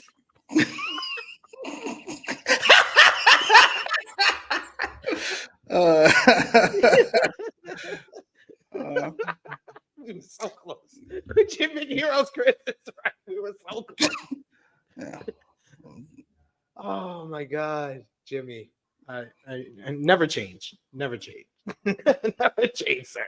Next we go backstage to Renee Paquette, who is sitting with Matthew and Nicholas Jackson. Speaking of cancer, the Young Bucks and their new mustaches, who requested Paquette. Man, oh, so clean, boy. Who requested Paquette refer to them by their God-given names of Nicholas and Matthew Jackson. And we're already they say that they are executive vice presidents, and it's time to take this job more serious. Paquette brought up the temper tantrums and the meltdowns with all the rumors that have been circulating, and Matthew cuts her off, and he says that those rumors are all fake. But let's pretend they're true. What would she be willing to lose to maintain a thriving wrestling company called AEW? If it meant losing friendships and ruining reputations, Matthew says that hell yeah, he'd do it all over again. And he asks Paquette if she got her check this week, and he says, "Oh yeah, you're welcome."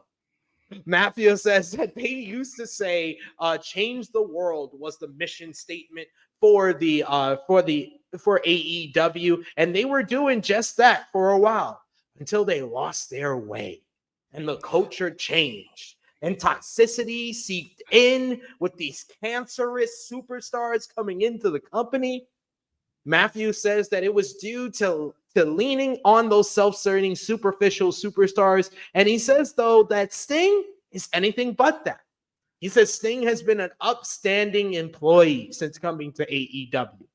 He's hopeful people talk about them the way they talk about Sting. Sting is the last of a dying breed, but in order to change the world, they need to say goodbye to Sting and anyone like him. Paquette asks, is that an official call-out for Sting's final match at AEW Revolution when Nicholas gets a text on his phone and they say as EVPs, they can pull some strings, but they gotta go. I love this. No, you didn't. I loved every moment of this. This character can truly work. I love that they left the door open, that this Sting thing is just the start of them feuding with other people that have come into AEW after the fact. I really enjoyed this. All right, let's narrow this down a little bit. But I'm going to tell you down here. Pause. Let's forget whether or not it's enjoyable, because there's a lot of bad movies I enjoy. Was this any good? Was this well done? Did this have a consistent tone? Yes, it did. Yep. Okay. Let's be rational here. Rational as per usual, because I want people to hear what I'm saying instead of how I'm saying it. Because wrestling fans get very, almost got myself in trouble. Get very emotional when they talk about these things. Yes, Nick's outfit is fantastic. First things first, they're not doing anything to Sting. Sting's gonna have his last match, fucking regardless. They've been helpful if they actually start this thing with kicking somebody out. Secondly, they're 40-year-old fucking men. I don't want to hear about the fucking revolution. You are the industry. That's what you are. Stop it. That's number two. Number three, I was so very intrigued last week when it came out because it felt, I don't say serious, but it felt like so not young buckish. See, that's what I'm saying. It can be awful, but entertaining. It felt very non-young buckish. And then we started with, call us Matthew and Nicholas. And I went, holy shit, we already gave up.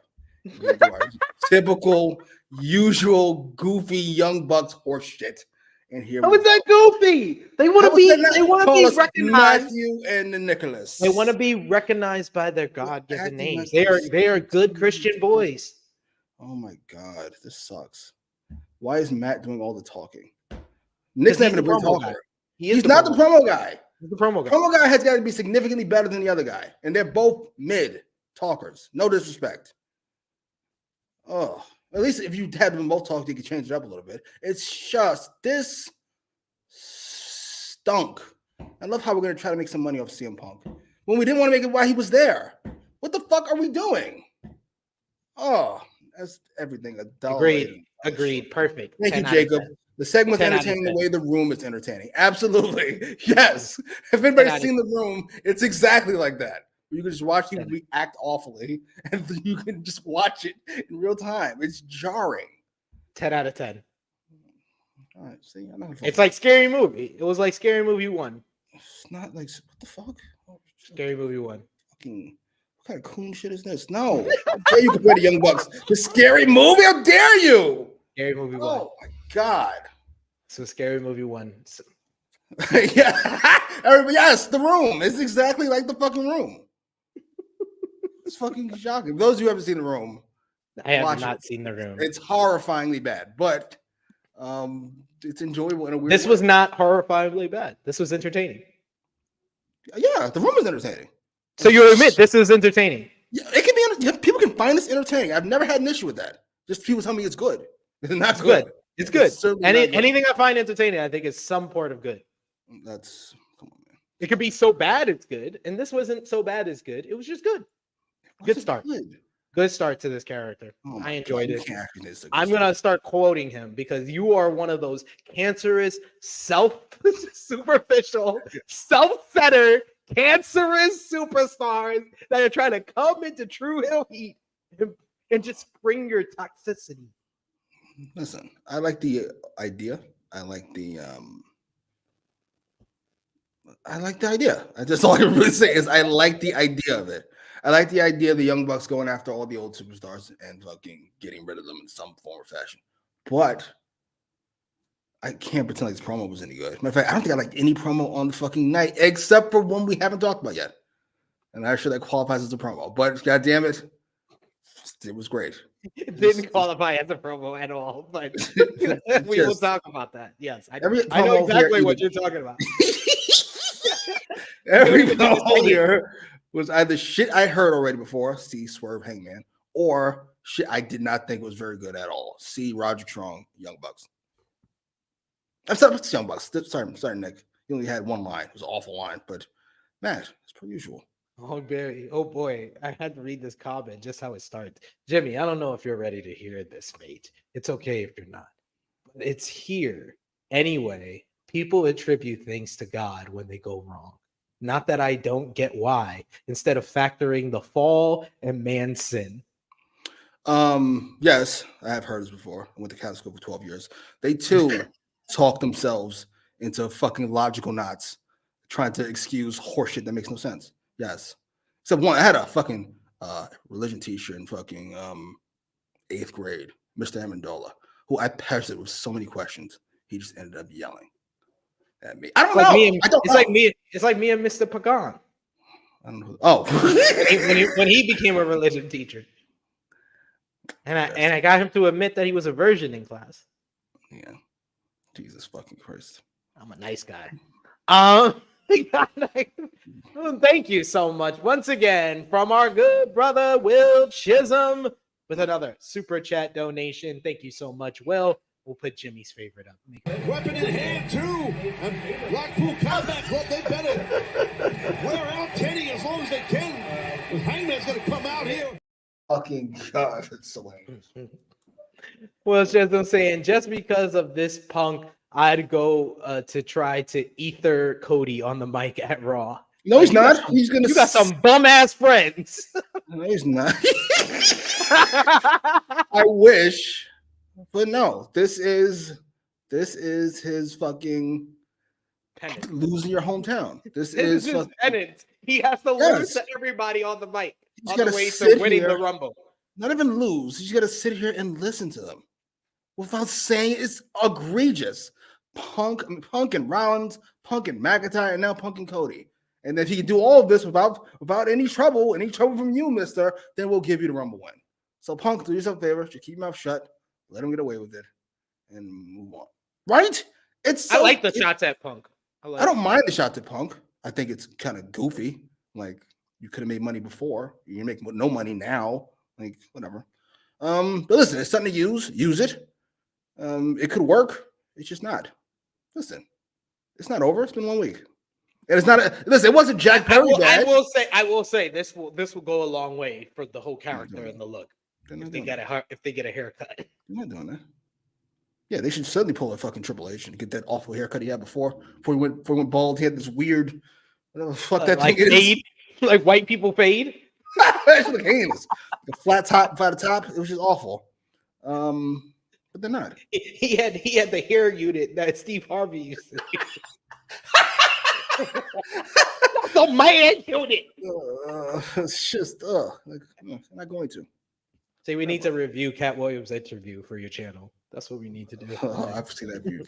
That shit's hilarious. I've seen it way too many times. Right? I've seen it. I've seen just the interview itself that has now been viewed 30 million times, ladies and gentlemen.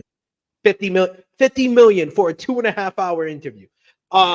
That, and I've seen people go back and have the receipts, like stuff he said, and it'd be like, "Oh, this is how he was right with what he was saying." Like, yo, because the best one I saw recently was some YouTuber put every receipt for it, and they talked about they did the part where he said, you know, they give you the white face wife that never do the interview, and then they showed the picture of everybody. 7. Oh shit! I was like, Martin, Mike Steve Epps. Harvey, Mike Epps. I was like, damn. It's over the top. It's a bit much, sir. He didn't have to be that honest. I think he was too honest. That like I saw him, like my friend was telling me, oh yeah, this YouTuber said he was lying and shit. I was like, no, he wasn't. I was like, there's actually YouTubers that have come out and said he was telling the truth. I was like, the only thing you can say, you can't say he was lying. You can say he was telling the truth too much. Oh man, that shit is hilarious. Go out of your way to watch it, please. Yes, same. 51 million. God damn. Jeez.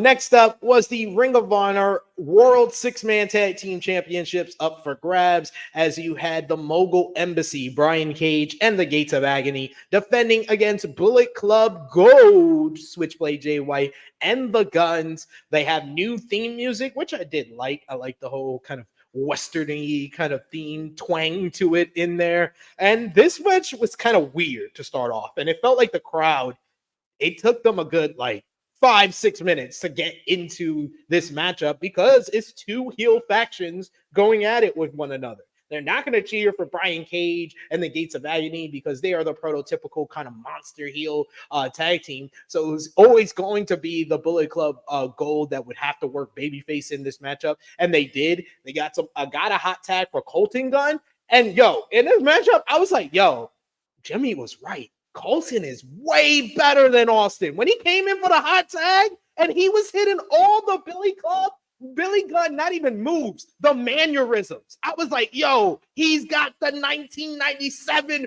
Billy Gunn repertoire on. Oh my God. And then Switchblade Jay White is just so good. He comes in for a hot tag, and he finally gets the crowd into this matchup where they're really getting behind him. He comes close to losing the matchup for the team after Prince Nana gets involved. Nana tries to get in the ring with the Ring of Honor 6-man tag team title, but it's Anthony Bowens who comes out and make the save. And after a series of reversal, Switchblade hits the Blade Runner on Bishop Khan to give Bullet Club Gold their first gold as a team in AEW as they win the Ring of Honor 6-man tag team championships. Post-match, the Acclaim are on the stage watching with their AEW World Trios Championships, and we have Anthony Bowens extending the 2 figures for them to scissor, and they finally realized that it was Bowens' help that got them the win, and you could see Austin Gunn kind of pointing to them and saying that they helped them get the win here. So I am hoping this is all leading to a unification match at Revolution. If it leads to a unification match at Revolution, fine. It's fine. If this leads to a faction with Bullet Club Gold, the Bang Bang Scissor Gang, this is fucking awful. But if it leads to at least us consolidating one of the multiple fucking titles we have in Ring of Honor and All Elite Wrestling, I'm totally fine with it. And at the end, this turned into a pretty solid matchup. And especially, just like I said, I thought Colton Gunn and Jay White were really good. And Mogul Embassy are always really good as the monster heel. So what do you think about this? Are they? Every time I see them, they lose. Every time they're Dynamite. I'm talking about being their work in the ring. I'm not talking about them being good enough to get wins. No. You're probably right, sir. Sloaner might. There are no plans behind the book. You're probably right. It just happened. Something to do for Wednesday. The match was fine. Colton was great. Jay White, fun babyface that I never need to see his babyface again. Sorry. No, I never knew either. I said that too. I said that to myself. I was like, he's really good at this. He should never do this again. Certain people, Flair, Orton, Triple H, Punk, MJF, Jay White. You're good right where you are. Please don't move. As far as the post-match, I cannot believe I've seen some stupid decisions in my day. like putting the fucking belts on the Acclaimed in the fucking first place. I cannot believe we're doing the Acclaimed and Bang Bang Gang together. I refuse to believe that's even being considered. I refuse. I assume it's going to lead to a match of some kind. Unification match, as you said, would be perfect. That'd be the best scenario. I'd go far to say even a good scenario. It's worth all this awful horseshit. But even if it just leads to a match, I guess I'm fine. Like even if it's like 1 week where they're just fooling them, I think I would get closer to like being like, okay, let's jump the shark. But if it's just 1 week them fooling them, I can easily get back over the line of this is good. But yeah, they got. I'm just apprehensive about this whole angle. This whole angle just has me very apprehensive. I will say this about Jay White, who fantastic character. Oh, by the way, I just mentioned them. Oh, I put this comment up because that was the part where I was like, Colton God, oh my God, I'd never seen that before. A Euro step neck breaker. That was pretty cool. That was cool. I gotta I'll ask you guys later. Maybe nobody agrees with me. I just brought up Triple H. Is there a worse downgrade from like Triple H 01 to fucking fake Ric Flair Harley Race? It's my least favorite fucking character gimmick change ever. From 01 to fake Ric Flair Harley Race is heinous. I don't care what anybody says. It's awful. That said, I said that because Jay White has got a great character in and of himself. But if he does not get revenge, and he's smart, so I might let him take his time while doing it. If he does not get revenge on the Undisputed Kingdom at some point, I can't take him seriously anymore. Yeah. You can't let that shit slide. I'm being hopeful that they'll have patience and you can just go off and say when Adam Cole comes back, oh, Jay White was waiting for Cole to be cleared to get his revenge. Sure. You can hold out on it until Cole is healthy, but you have to go back to it, or it will be a logic hole that we will bring up every week on this show. Yes. It's because of Jay White. His character is rather cerebral, for lack of a better word. I'll let it slide. He's just waiting for the right moment. Sure.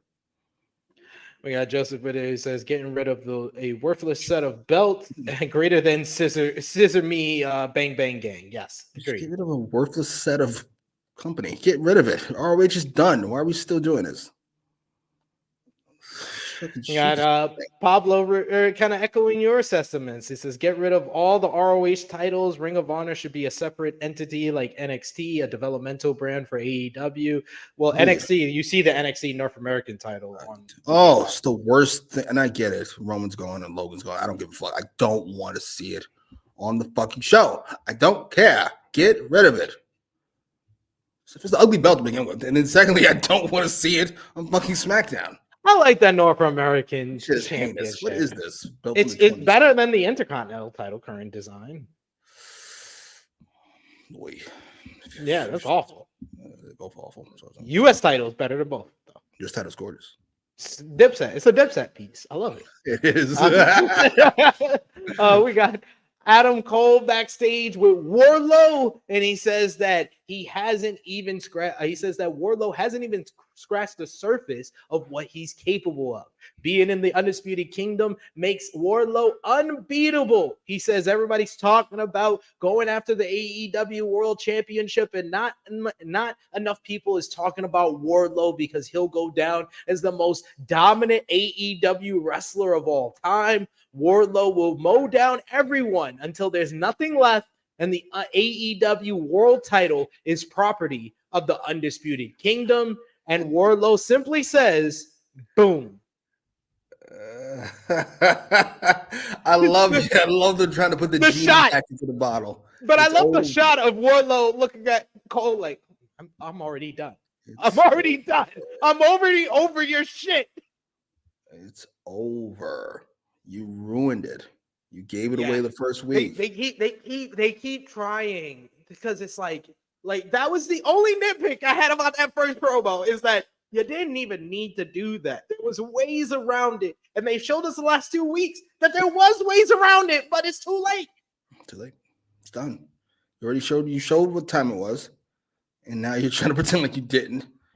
Listen, I don't know how fast it's going to move, But whatever plan it was, we need to move faster than that. Because it's over. I can't deal with another fucking. Will he? He already said he will. He already said he's not going to do that thing Cole wants him to do. That's not happening. So get to that part. Like now. As fast as you can. I don't even think we're gonna get to that part. I think that he will like become number one contender, and Cole. By the time he becomes number one contender, Cole will be healthy. That's what I think. Great. And he'll have to, and he'll say you have to give up your number one contendership, not even the title. That could be fun. Yeah. Honestly, this should bring back the rankings. Honestly, it's oh no! I saw somebody else said that too. Who was that? I think it was Tranquilo Cub. Yeah, what? Stop it. Bring back it's a crutch. It's a crutch. The Continental Classic was a crutch.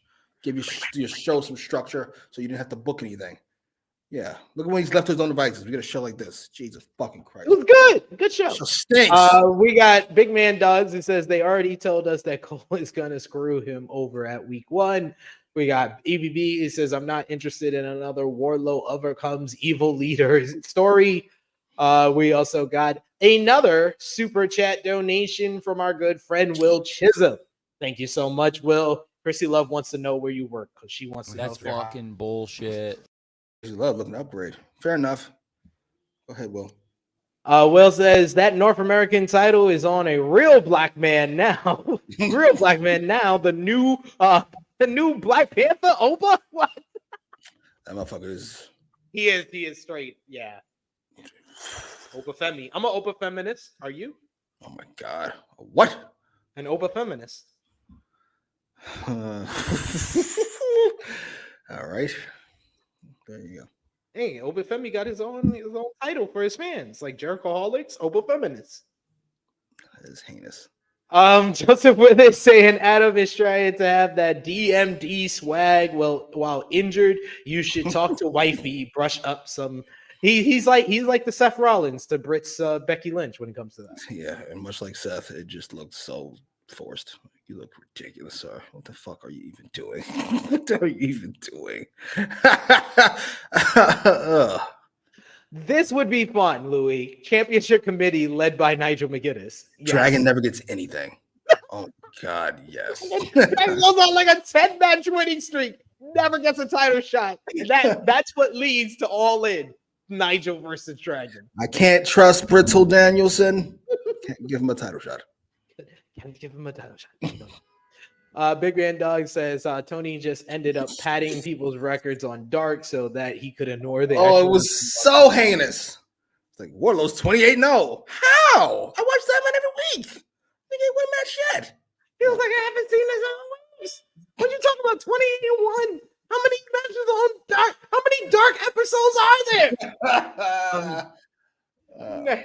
Next up, we get Timeless Tony Storm coming up to commentary as she will join the commentary team She has alongside with her Luther and Mariah May, and she sits down at the commentary table and immediately is blown away at Tony Schiavone, who is actually Ian Riccaboni, and she thinks that Tony Schiavone has gotten younger and gotten skinnier. She starts petting him.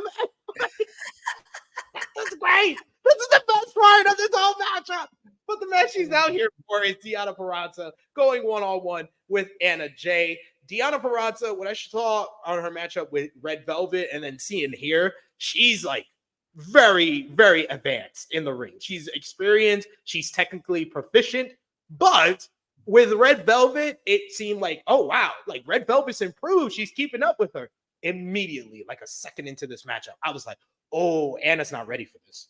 When they both did, dude, I don't know if you remember, but when they both did Mighty Squirrel Cradles, and Deonna did it so smooth, and then Anna did it like it was in slow motion, I was like, oh, shit, we in trouble.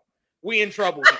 But they did the AEW trick of giving them about 7 minutes, putting a commercial in the middle, so we only get 4 minutes. Deonna Purrazzo really worked over the injured shoulder of Anna Jay. Meanwhile, the story of this whole matchup was Timeless Tony Storm on commentary, who had so many great one-liners, like calling Deonna Purrazzo Donna Palazzo, talking to Ian Riccaboni and feeding him macaroons. Oh my God, the line of the night, though, Jimmy. Whatever you're doing with your feet, please do it harder. The room.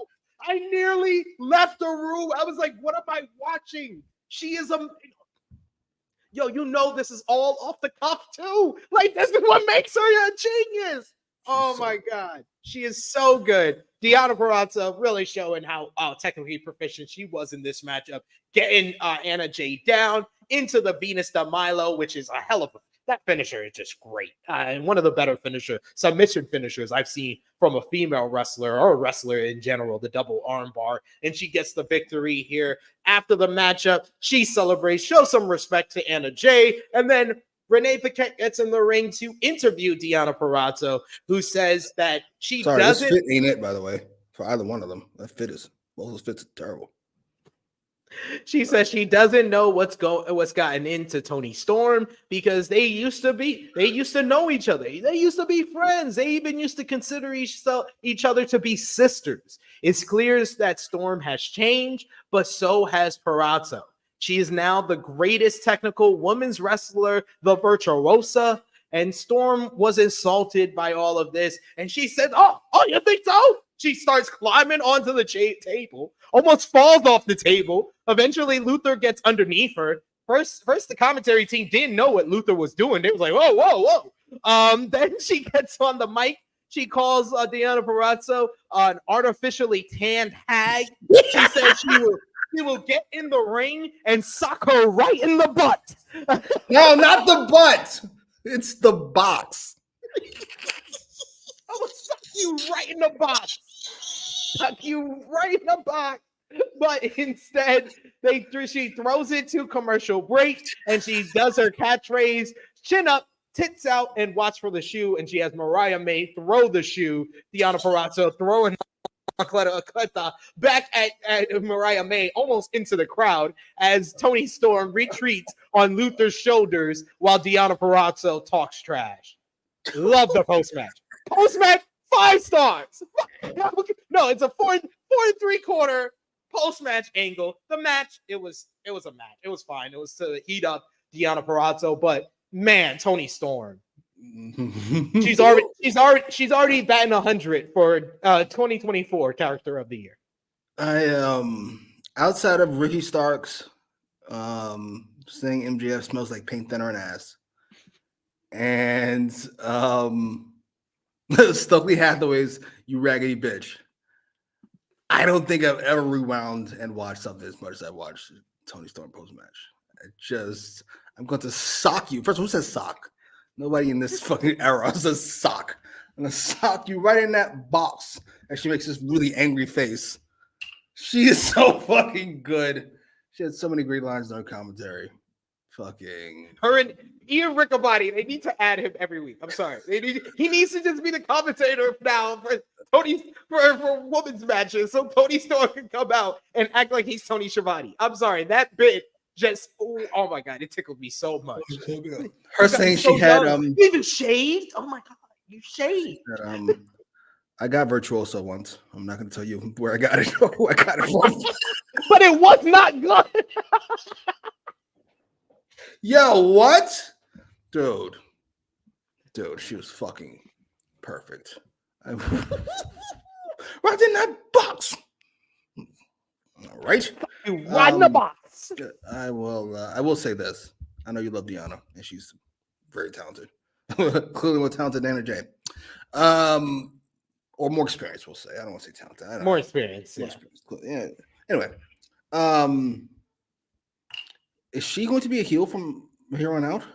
Because she has not changed her mannerisms at all. No, she still does the yeah.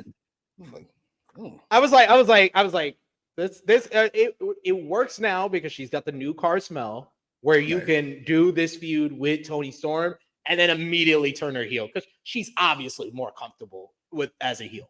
Clearly, very Charlotte-esque. My question would be, is her being here? I guess maybe you can move it to ROH. Let's say she makes Serena Deeb rather redundant. Same person. Really. Not sure if this is helpful. I guess you can move one of them to ROH, but at the moment, there's no need to have both of them. That's fair. That's fair. Or you have one on Dynamite, one on Collision. Do the roster split. You want the roster split. So I thought I did up until tonight. Or last night, rather. It was like, hey, guess what's happening in Collision? Dragon and Moxley and fucking who else? Somebody else. I was like, yo, that came out of nowhere. I was like, Bryan Danielson and Claudio Castagnoli versus Eddie Kingston and Ortiz. I was like, Eddie, holy shit, let's go. Let's go. Why am I watching this shit then? John Moxley returning. Then they said Buddy Matthews versus Daniel Garcia. That feud has been great so far this year. The FTR and Garcia versus House of Black has been great. Change my mind on this soft split. He was like, I want some of these guys over here. Over here. Please. This shit was rough. I hated this fucking episode. Outside of what we just watched, which was fucking brilliant. Oh man. We got Trey Jones saying Mariah just put some heat on the show. Jeez.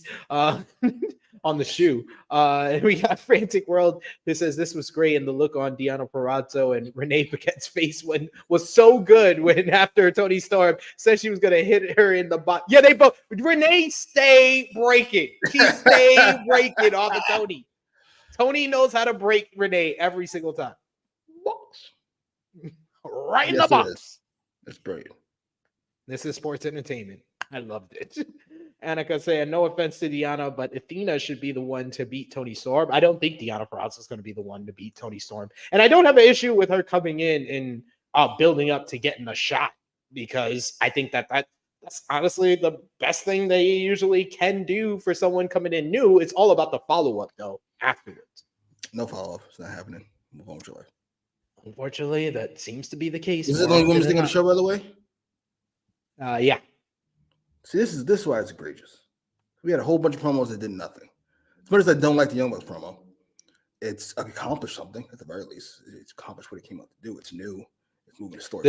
You don't need the Jericho one. You could. You don't need Jericho. You don't need Hangman. You don't need Swerve. No, you need the Hangman and Swerve were just further built for the main event and the world title picture. So I'm fine with that.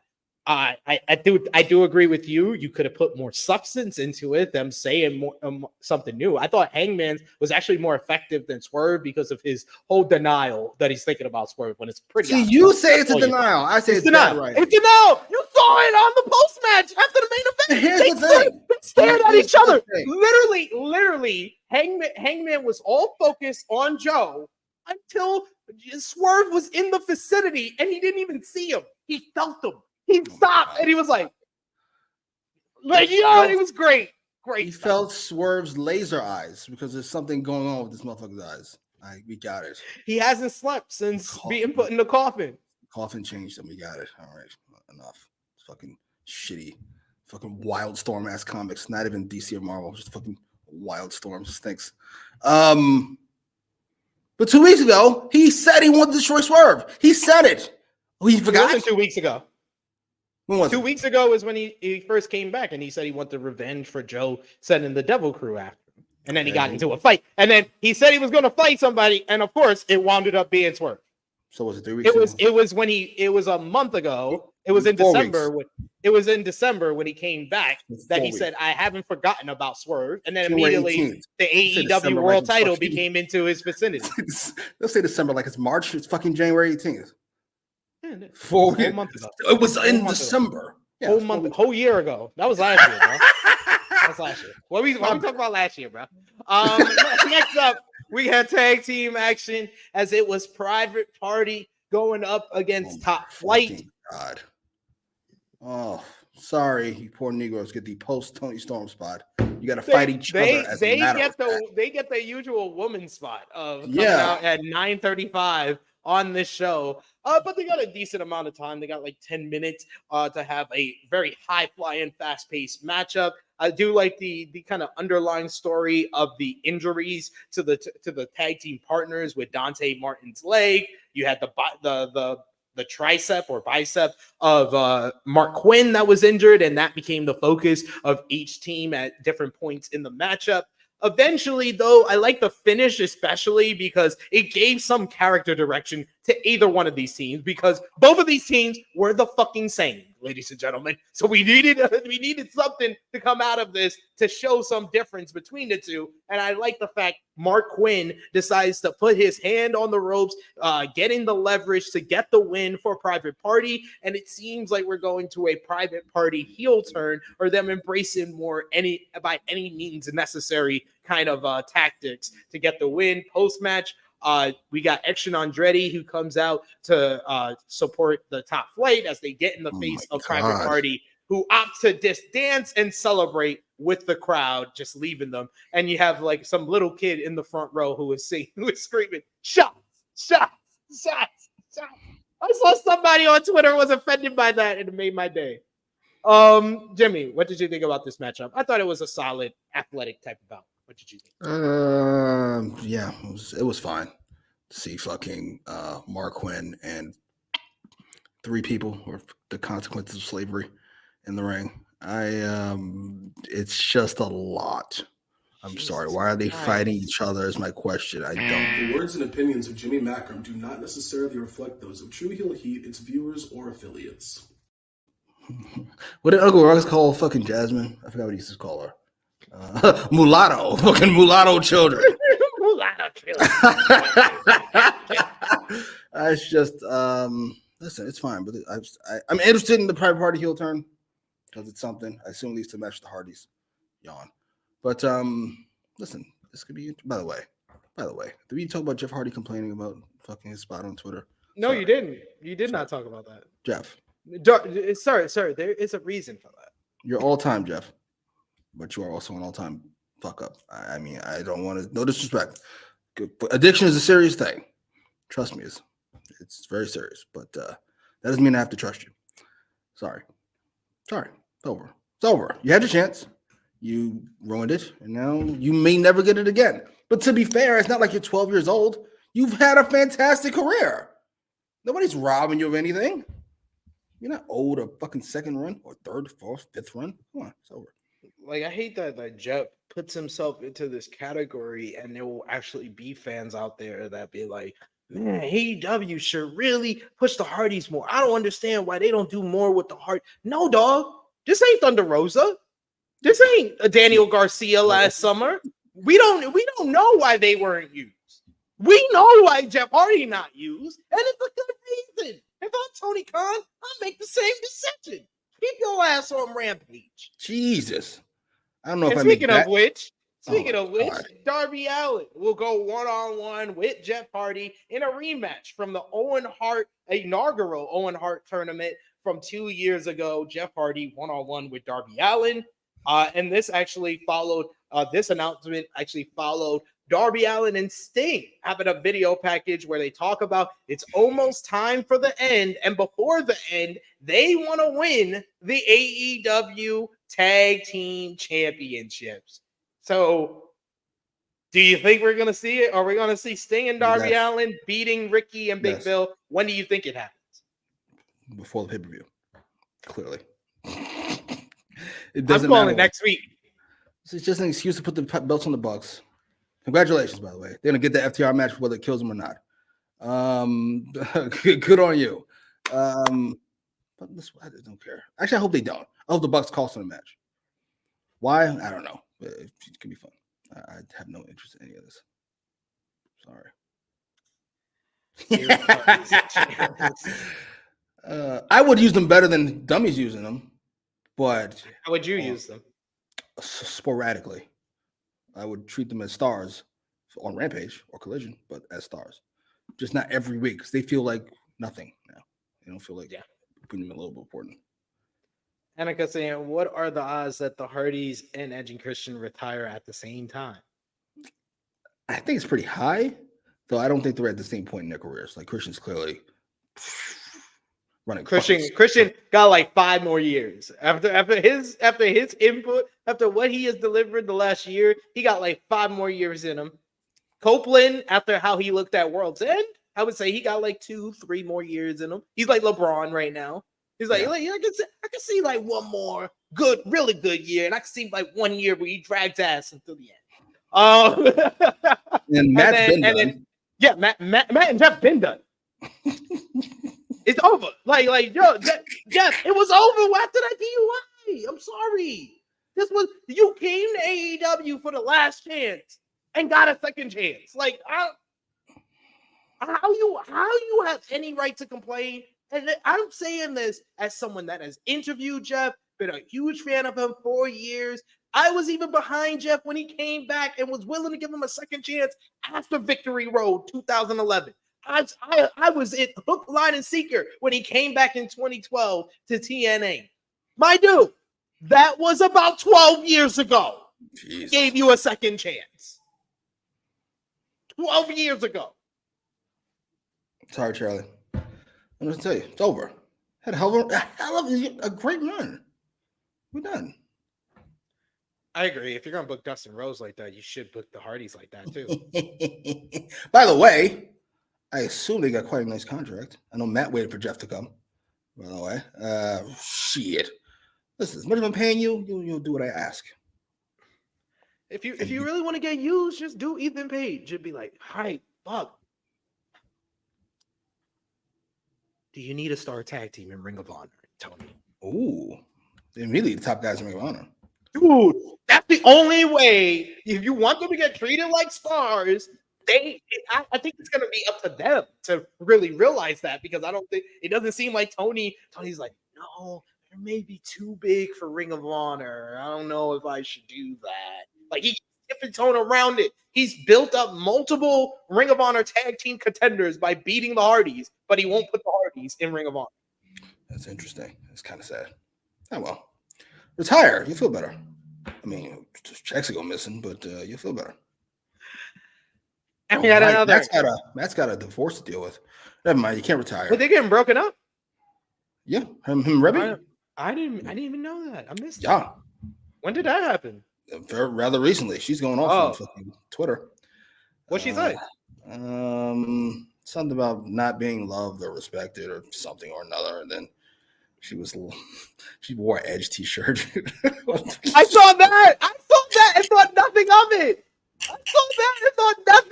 I was like, oh, she's just probably trolling her husband. No, I did not know any of this. That's wild. I mean, listen, I always tell you guys always tell me I'm crazy and I'm wrong and I'm this and I'm that, and it's borderline sexist. But the second Matt Hardy stopped being Matt Hardy, he became just a bow-legged bum. All of a sudden, he's having problems at home. Hey, what'd I say? Buddy, you make sure you win that match against Daniel Garcia, because I tell you, shit's already not looking great. Your woman is fucking Steve Austin of the 2020s. It's time for you to fucking step your game up, sir. Thank you so much to Will Chisholm. Appreciate the support, sir. You don't know shit. Will Chisholm says that was Tony Khan telling Ricky Starks, geez, what half nigga you dropping the tag? Really I almost contract this episode. Get out of there, Ricky. Go beat Lexus King. Go be NXT champion by beating Andre Chase. Goddamn right. We got Jay Jones saying Rebby putting the Edge shirt on was crazy. I missed all of this. Y'all put me on to game. I missed all of this. We got Proud Driver Finisher saying she works pretty hard for Matt. I mean, I imagine that you would have to trying to pretend to be attracted to that motherfucker. Jesus. I'm joking. Joking. Oh, now I'm joking. The words and opinions of Jimmy Macram do not necessarily reflect those of True Heel Heat, its viewers, or affiliates. Even I can realize I go too far sometimes. I'm joking. I'm glad you realize after Matt's a nice person. After you say the thing that you're not supposed to be saying. I'm glad you realize after. Maybe I shouldn't have said that. I'm joking. We get Excalibur questioning who's going to be Sting's final opponent before we get into the main event, and they let us know that we got no more commercials before the main event, because the main event's going to be commercial free, as it is Hook challenging Samoa Joe for the AEW World Championship Hook gets a good response from the crowd here in South Carolina. Joe got also a good response. And man, this is probably the most maximize your minutes AEW World Title match since Moxley Punk won. This is AEW is 2 for 2 on sub 10-minute AEW World Title matches, because this one was great. As immediately you had Hook, who rushes Joe, giving him punches to the waist. Then Joe ragdolls Hook to the floor, meeting him with some chops. He throws Hook into the barricade. Hook jumps onto the barricade and leaps off with a forearm. Joe immediately shuts down Hook with a big back elbow and then lights him up with some body shots. Then they go outside where Hook is looking to get the advantage, but Joe reverses, gives him a huge Uranagi to the edge of the table, and the table just fucking collapsed. Oh my God. This was fucking brutal. I loved it every second of it. This was his head smacked that table too. It did. Oh my God. Joe then walks around the ring, does this little Vince McMahon walk, strutting around the ring. Then he comes around back to Hook. Hook flips him off. So Samoa Joe just picks him up, power bombs him right on his spine on the apron, and you could see the red on his back from the beating that he's been getting on the floor here. Then he brings him back inside the ring, hits him with the big power slam, gets a 2 count. Joe's like, all right, fine. I'll give you something more. Gives him a Death Valley driver. Boom. 1, 2, kick out. Joe's like, all right, you made me do this. I didn't want to do this to you, kid. Puts him in the corner, hits him with a kick, muscle buster. Joe takes his sweet time to get the cover. Sweet time. And then Hook kicks out at 1. Hook kicks out at 1. This crowd goes completely nuts. They are totally into this one, chanting for Hook. And then Hook makes his comeback. He starts running wild with some clotheslines. He's dishing out body shots. A massive T-bone suplex that has the crowd on their feet. Hook measures Joe. He's looking for the red rum, but Joe blocks it. He counters in the Kakita clutch. He sinks it in despite Hook trying to avoid his arm going underneath the chin. Hook fights, but the referee pulls up his arm 3 times and he fades away, giving Joe the victory to retain the AEW World Championship. Joe goes to leave, but Hook asks him if that's all you got. So Joe punts him down low, hits him with another muscle buster. Joe goes to leave again, but Hook once more gets to his feet very slowly and calls on Joe to come back. Joe goes to return, but out comes Hangman Adam Page to make the save for Hook, running off Samoa Joe as Joe bails. And then we get the nice little closing segment here where you have Samoa Joe on the ramp and his 2 main challengers kind of showing their interest, showing their eyes is on the prize. Hangman Adam Page in the ring, but suddenly he knows the presence of Swerve Strickland is there as he's staring at Samoa Joe, and then immediately when they're in each other's atmosphere, they start staring at each other, totally forgetting about Joe, but Joe realizes that he has 2 main challengers coming at him, and then they had a little moment for Hook at the end, getting a round of applause from the fans, but I really enjoyed this main event. This main event knocked it out the park as far as maximizing the minutes, telling a great story in about 8.5 minutes. Hook's best match that I've seen from him so far. Not saying too much, but definitely the best. And he showed himself that he can be a great underdog babyface and not just the badass destroyer we've seen him as. What did you think about this? The match was really good. The match of the night, spoiler alert, with relative ease. I know you're defending the muscle buster nonsense, but come on, man. It's not like he hit it at the beginning of the match. This is 10 minutes in, 8 minutes in. Come on, what are we doing? Power slam gets a 2 count. Fucking, I can't get a 2 count on the goddamn muscle buster. Also, it's not a finisher anymore. He took his time. I heard you in the description. He took his sweet time. He took his sweet time. Seconds. Stop it off. It's too many seconds. If I shoot you in the face, I can take as much time as I fucking please. before I go over there and cover you.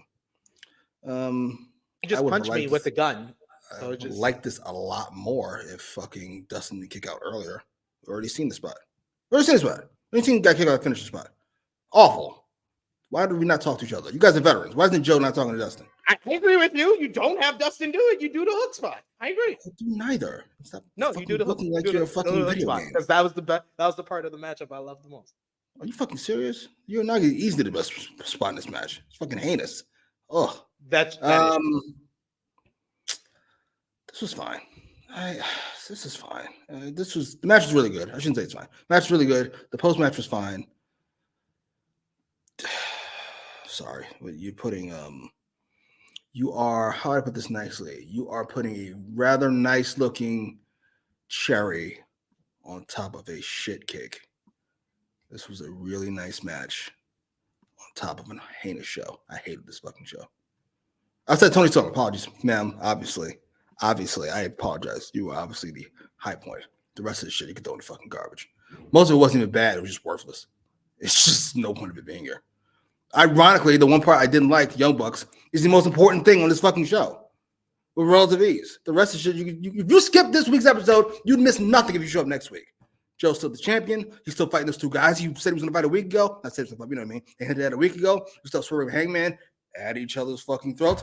Nothing changed. Random Negro match. Nothing changed this week. It's a fucking waste of my time. And it bothered me. Because on Collision, there's Eddie Kingston and Moxley and Dragon. Oh, but we get fucking 4 half Negroes fighting each other. Thank you. I appreciate it.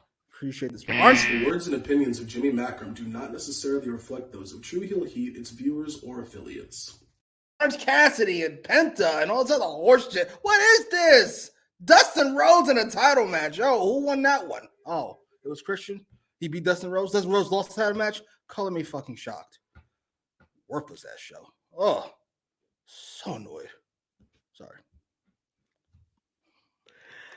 And this is my Samoa Joe. I'm gonna enjoy this title reign.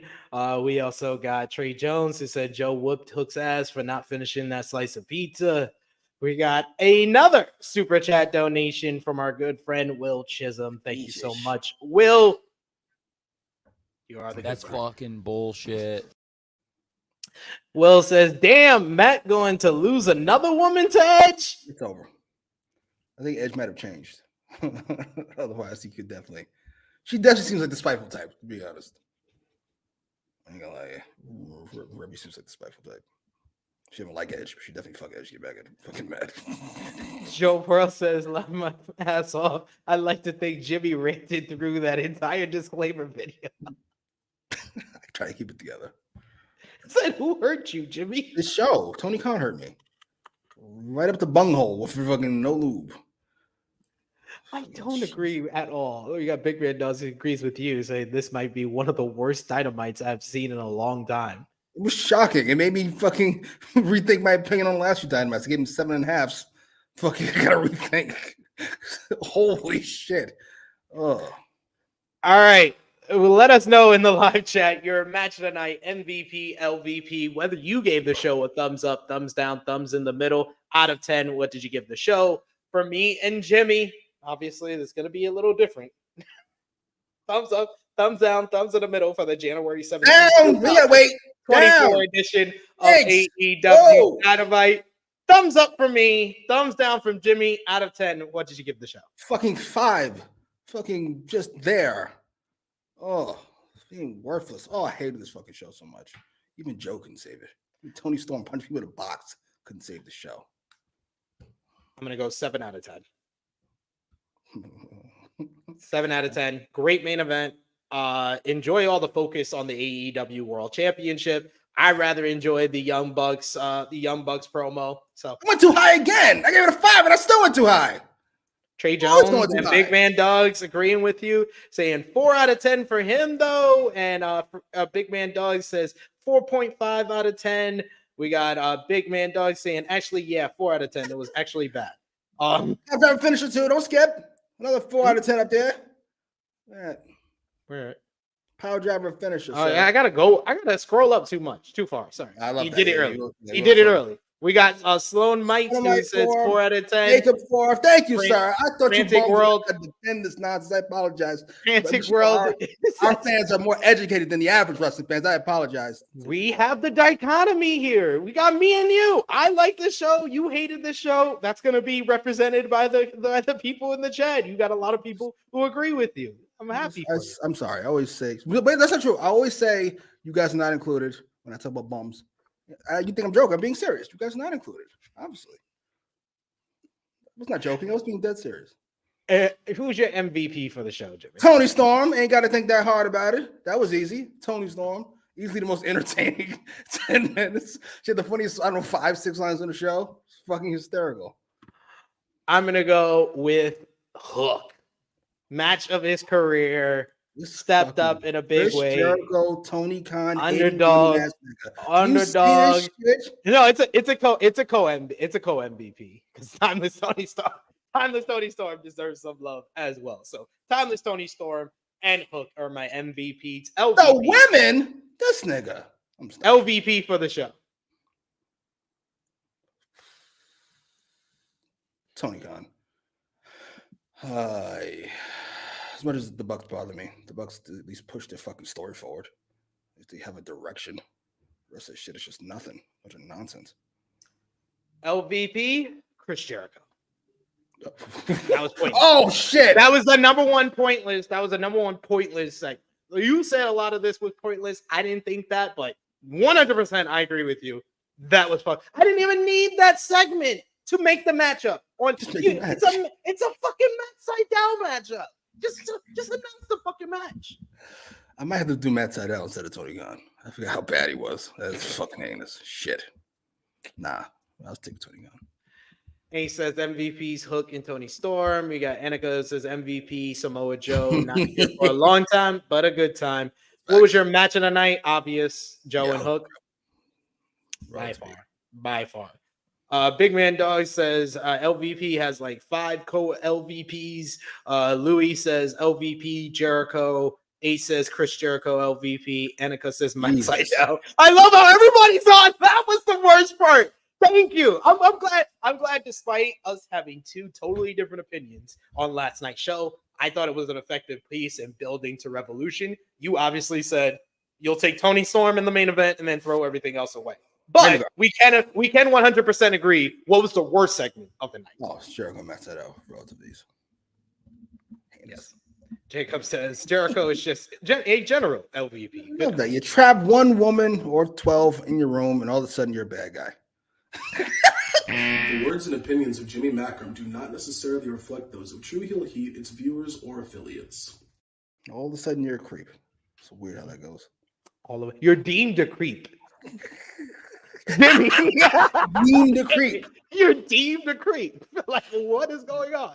Jimmy, please let the people know where they can follow you on social media. At Jimmy Macram on Twitter. Are we close to the record? All right, I'll be quiet. I think 13 is the on record. Twitter, where we talk about wrestling, and at Jimmy Macram on YouTube, where we watch movies and television shows. Mute. Why does the ones that when you don't like the episode, we always go longer on those reviews? We gotta fucking work our way through this.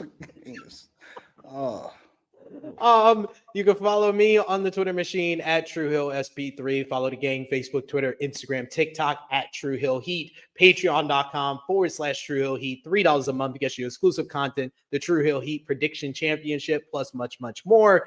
And you can go over to Twitch.tv/True Hill Heat Gaming, as we'll have the return of Blunt Impact, now total nonstop Blunt, tonight over there watching the new TNA Impact as it debuts tonight. But yes, everyone, remember to drop the thumbs up on this video, share this video with all your wrestling fans, friends, and family, and check out all the great content we got on the channel right now. The True Hill Heat Flagship Podcast, Battle in the Valley review, TNA Hard to Kill review. Me and Jimmy will be back with you next Thursday, 1:05 p.m. Eastern Time. So until then, that is Jimmy Macram. Go over and check out all his great content. It is me, your True Hill Phenom SP3. This has been AEWramble, episode 129. Hook hinders Joe. We are signing off until next time.